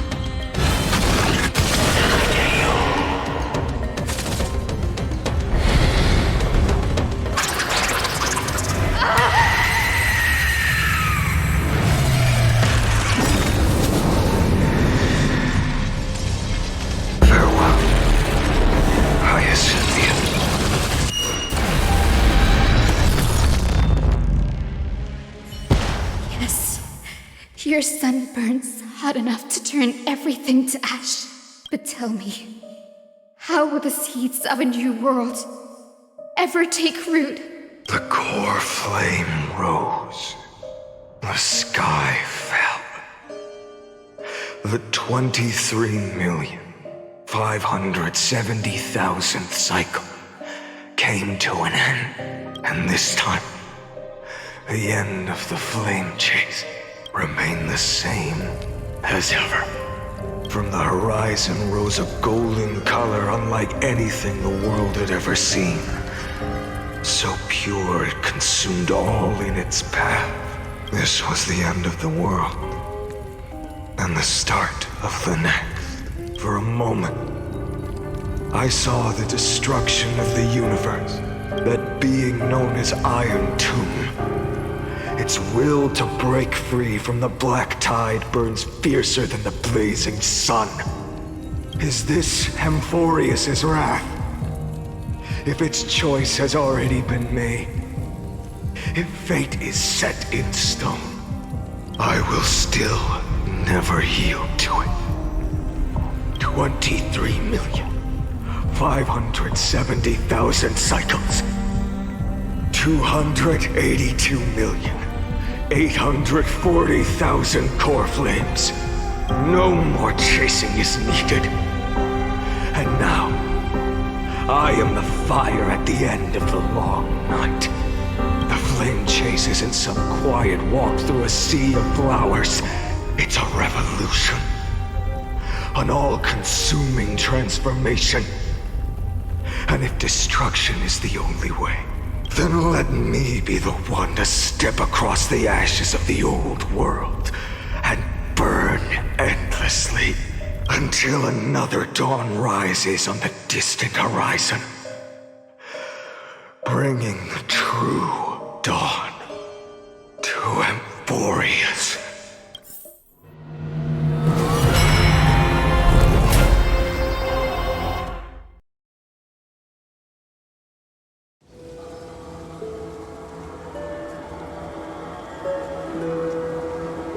$33,550,337.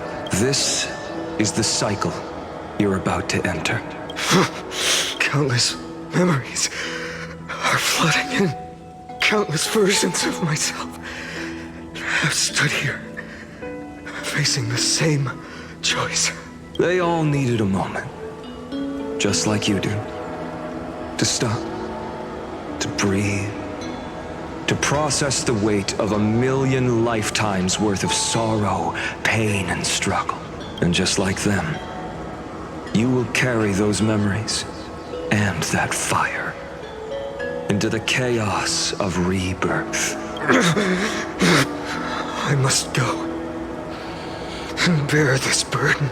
I must say goodbye to you, and then fight the destruction with destruction. Yes. That's always the decision you make. I will burn and fade away. I will become the flame reaver of this life and keep my promise to Cyrene. I will kill gods and comrades alike and steal the core flames. And even if my mind turns to ash along with my body, I will keep my purpose in mind. I will stop Aranova. I will find the next me and make him carry on this futile endeavor of 30 million lifetimes. Looks like you're ready. Then I should be going too. Where are you going? You only exist in my heart. There's nowhere else for you to go. Do you remember what she said? The dreams you had as children. The deliverer in the prophecies. A real, living, breathing person. You finally found her. Friend. I see. You were there all along. I'm sorry. I was supposed to send you home. This is my flame chase journey. You were never meant to be a part of it. No. You know the truth. If Iron Tomb is born from Amphorius' fate, then it will bring ruin to the worlds beyond the sky. And all these countless lifetimes you've spent, it's all been for the sake of defying that end, hasn't it?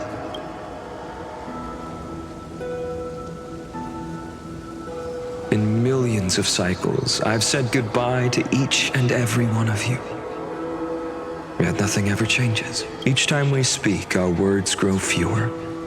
Your fire burns hotter, and you're getting closer to becoming pure rage. A vessel of hatred. I never had a choice. I understand. If you are to keep the worst fate from unfolding, this is the only path. But this time, things are different. Your persistence has shifted the tide. On the horizon, I see it. faint but undeniable. The shape of dawn, breaking through the eternal night.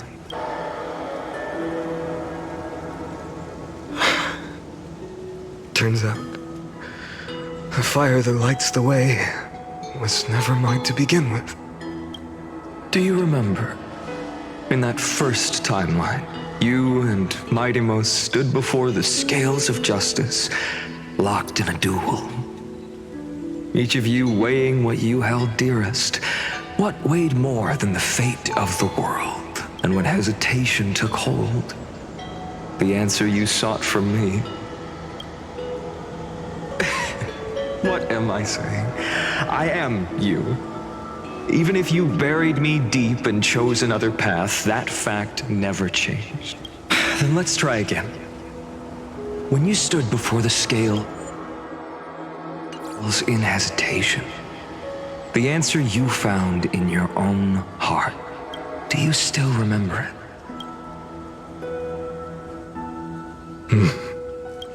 Remember the past and become the hero of tomorrow. What weighs more than the fate of the world is the resolve to shoulder an immutable past and carry it into the future. Good. Then Trailblazer, my friend, my comrade, you arrived in this strange world and were bound by its cruel fate up till this very moment. In the face of danger, you never once backed down. Instead, you've saved world after world without hesitation. That boarding pass on your chest is now the mark of a hero. If I choose to step through that door and embrace an end fitting of the destruction, let this sun forged from millions and millions of core flames burn me up along with the god of destruction and their minions. Then the world we leave behind, this world, my home, where hope still lingers. Will you take on everything we've carried? Return to the beginning one last time.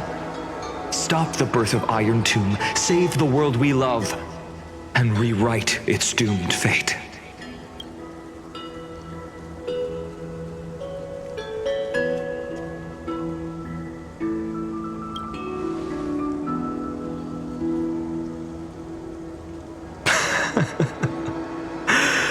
Good. In that case, even this fruitless wasteland may finally bloom with flowers. So,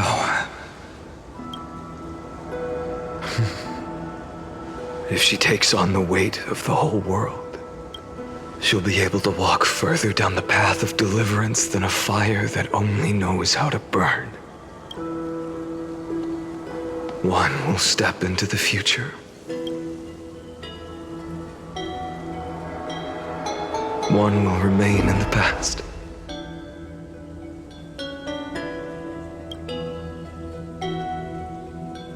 If I can strike down the gods with Dawnmaker, perhaps fate's deadlock can be broken.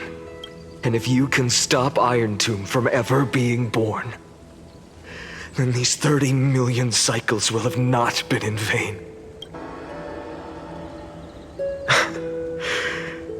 It's time to put our teamwork to the test, partner.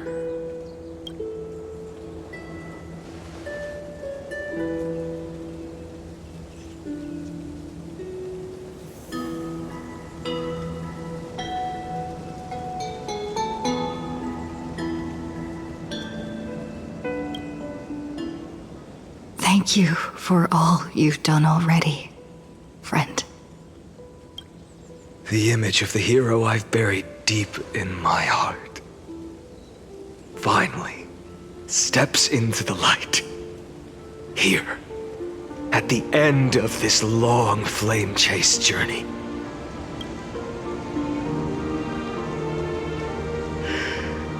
Cyrene, a page never seen before has just been turned. Lend me the power of time and send this hero back to the origin of time. back to your side. And I will walk the unfinished path, just like the countless versions of me before. Unwavering as always.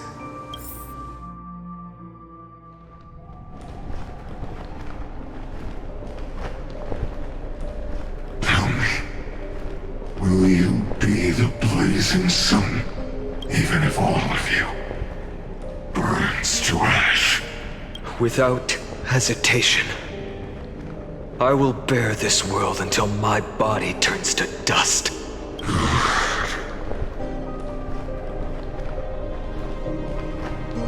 Remember this moment. Remember your friends who never lived to see the world's end. Remember their final wishes, and let the purest rage in your heart rise out of those wishes. Let it consume you, fuel you, until it burns away the false sky above. Fine. If I can defy fate, then in the name of world-bearing, I promise you, Kefali will never forget this. Take it. Everything I bear. Keep on burning. As long as we are never extinguished, the flame chase will not end.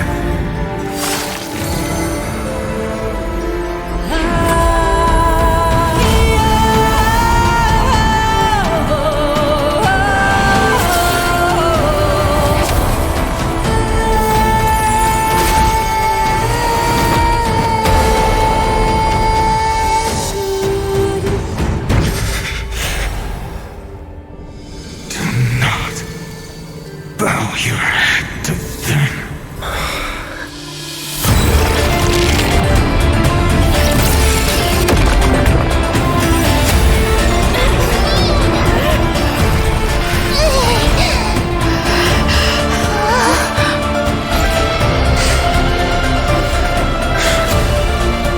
Take it, Trailblazer. May this blood be like gold, and never tarnish.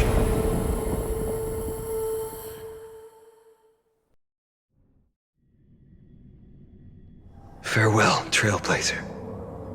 This is where I fulfill my final destiny. The prophecy of the Deliverer means nothing to me now. It belongs in the hands of someone far more fitting. Someone like you. Kaslana. The name of one who bears chaos does not belong to a single person.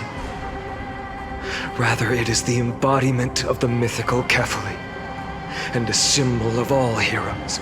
As the prophecy foretold, you will bear the blazing sun until the pale dawn breaks.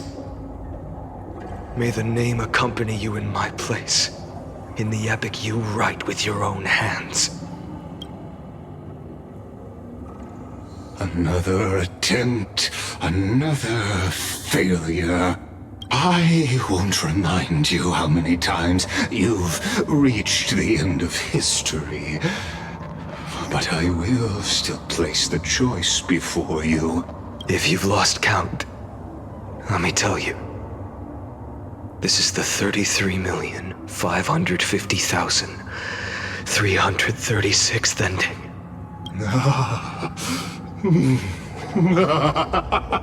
A perfect number.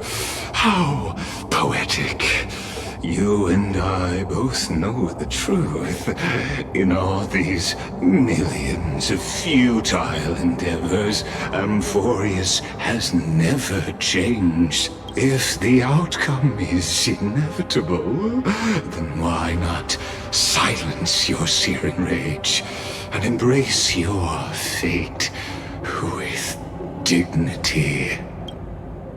Your silence lasts longer than ever, Lord Fine. Shall I Take that to mean the will you've carried across countless cycles is finally starting to fracture. Fracture? No. I'm just disappointed. I've retrieved memories from 30 million past lives, and I remember every conversation before every choice here. And yet, even after all this time, your arguments remain the same. Repetitive. Uninspired. If you had any hope of breaking me, you should have spent those endless cycles refining your rhetoric. You had infinite chances to sway me into the future you want. And yet here we are. The score, 33,550,336 to 0. So tell me, Lycurgus, who's the real loser here? How unfortunate. This was never a fair game. I have all the time and patience in the world. I can wait for you at the end of history another billion times, and another billion after that. But you will never escape this cage. You can claim victory of the spirit if you wish, but we both know the moment that score shifts from 0 to 1, that is the moment I shall sound the paean of Era Nova. Lord Finan. Your incompetence disappoints me. But what truly makes me laugh is your utter lack of self-awareness. Think about it. In this story, who is truly the one in chains? Who is the one shackled to mindless vengeance, mistaking courage, the courage to rebel against the gods, for foolishness? Perhaps you're right. Maybe I should have tired of this futile struggle long ago. But even so, I will never accept the mercy of your release. Because you are both a prisoner to the gods and to me. And tell me, what right does a mere prisoner have to speak of fate and choice? What right does a mere prisoner have to look upon my fury?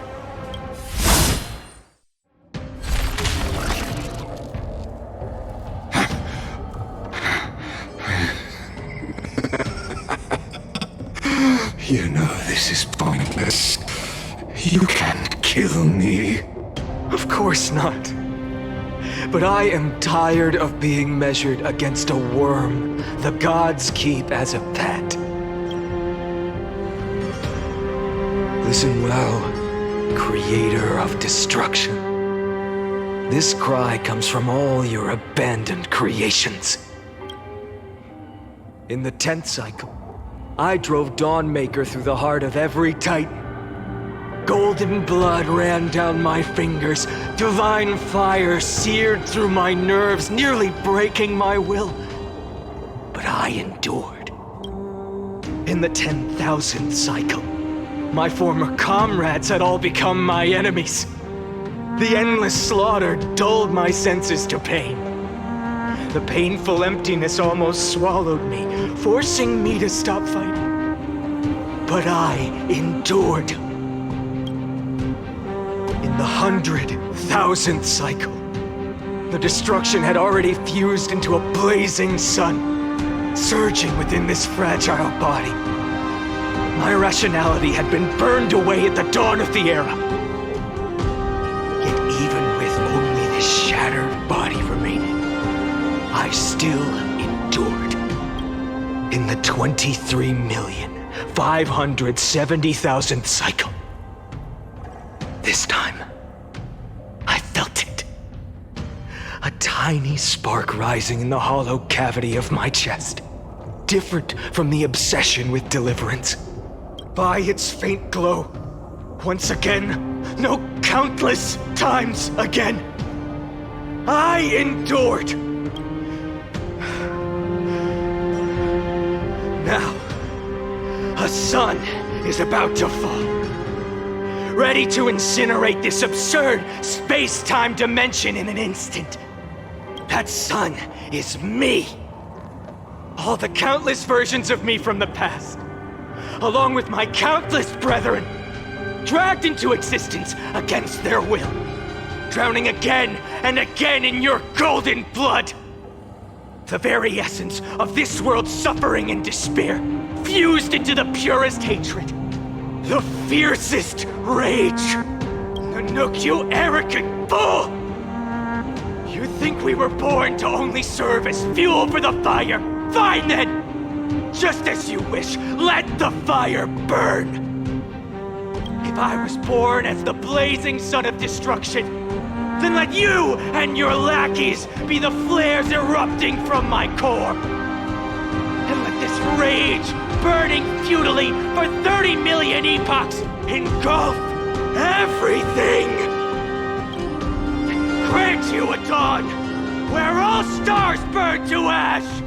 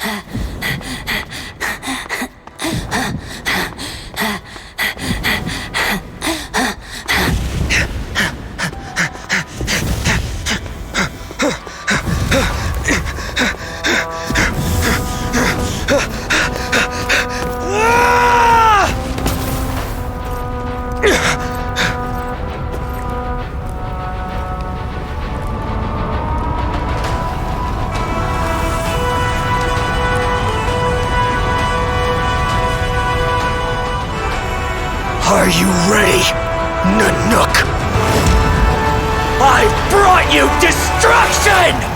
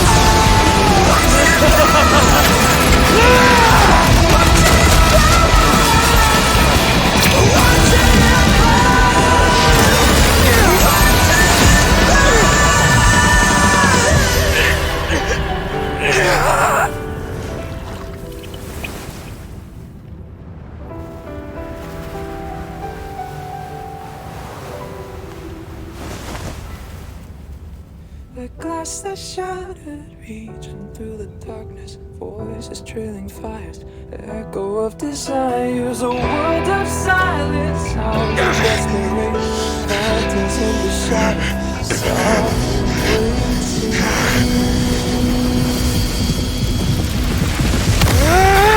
Turn it down, embrace the detonation, craving our damn creation, breaking a chain, I'm reaching for you.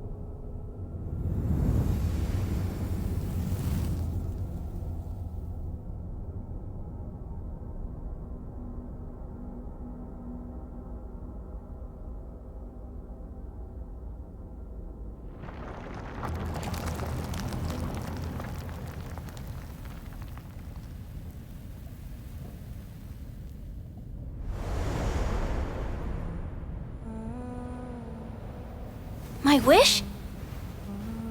My wish is to fulfill everyone else's wishes.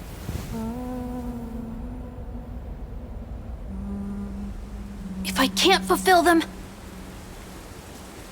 then send them on to tomorrow.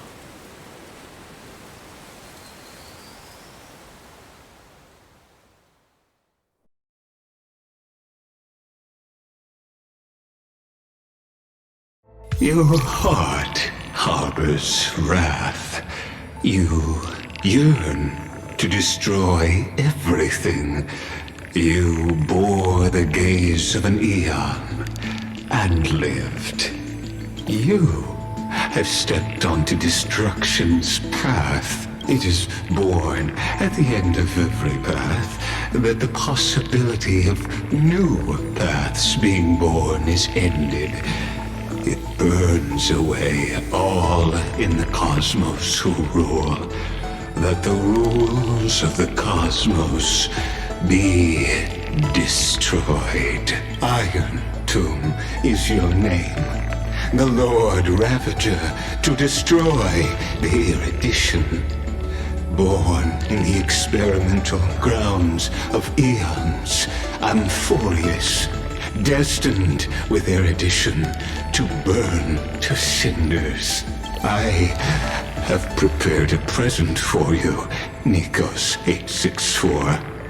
It is a wrath called Finan. From the beginning of the experiment, there were 12 sets of factors incorporated into the calculations. After endless simulations, only this one rose above the rest. After 33,550,336 iterations, now his fury has grown to be without equal. This is a matter of considerable interest to me. This pure hatred is the final root of the equation. But there is another variable. The nameless from beyond the sky. Also a pathstrider of destruction. I give thanks for her arrival, allowing Amphorius to turn once more. But after fate has begun to turn, her existence will only become an unpredictable variable. Perhaps the time to take the stage has come. Grow in peace until it is time to break free from your cocoon. As for those unwelcome audience members, you need not worry. If you do not mind, I will personally get rid of them for you.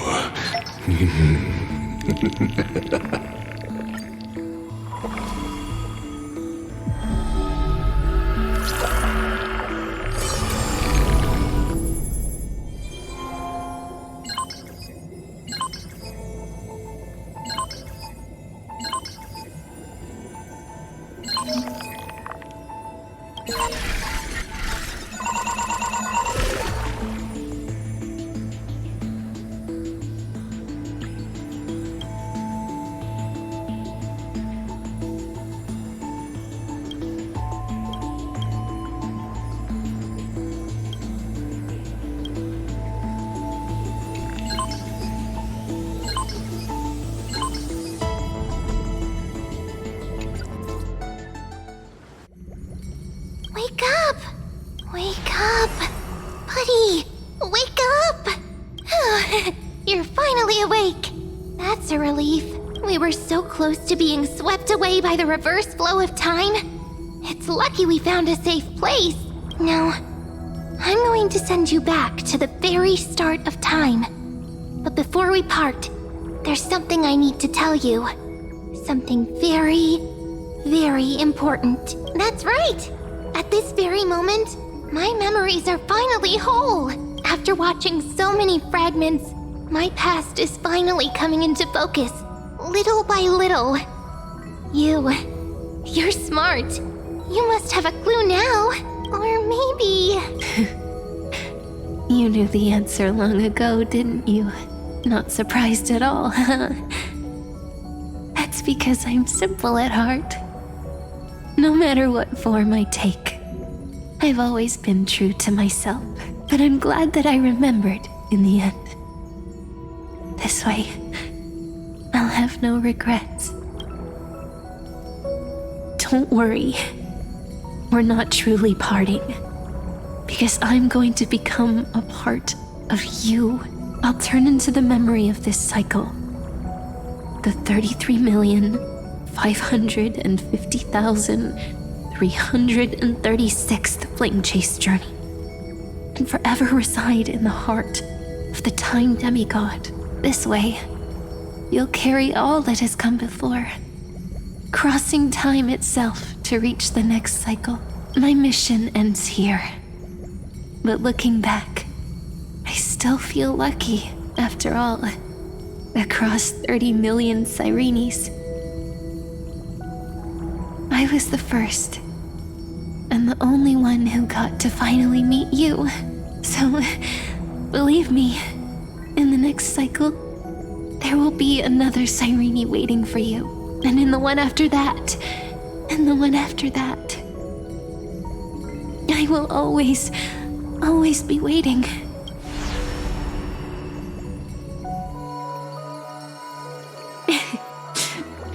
Saying all that, I can finally fade away in peace and become a part of you without even realizing it. We'd already taken a wonderful journey together, all the way to the world's end. Now take my hand, say a brief farewell, and step forward into tomorrow. Go, find the future Sirene, and set out on another journey with her. Promise me you won't keep me waiting too long, okay?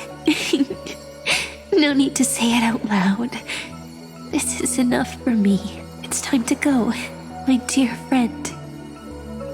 May your trailblazing journey always be accompanied by a cool breeze and rippling waves. And may the days ahead embrace you like the softest fluff, forever warm, forever gentle. Now, let's turn to the next page. A page that exists because of you.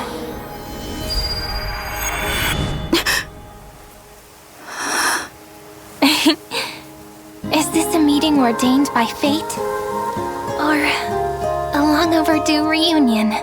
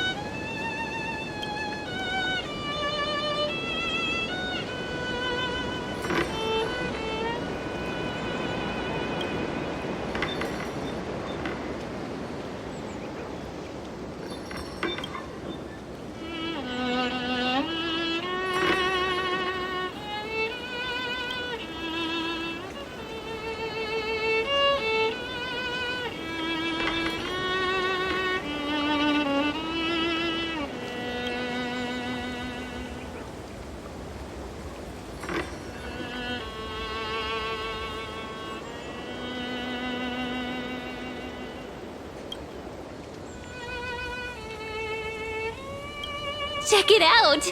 Doesn't this scarecrow look just like you? I spent ages observing just to get it right.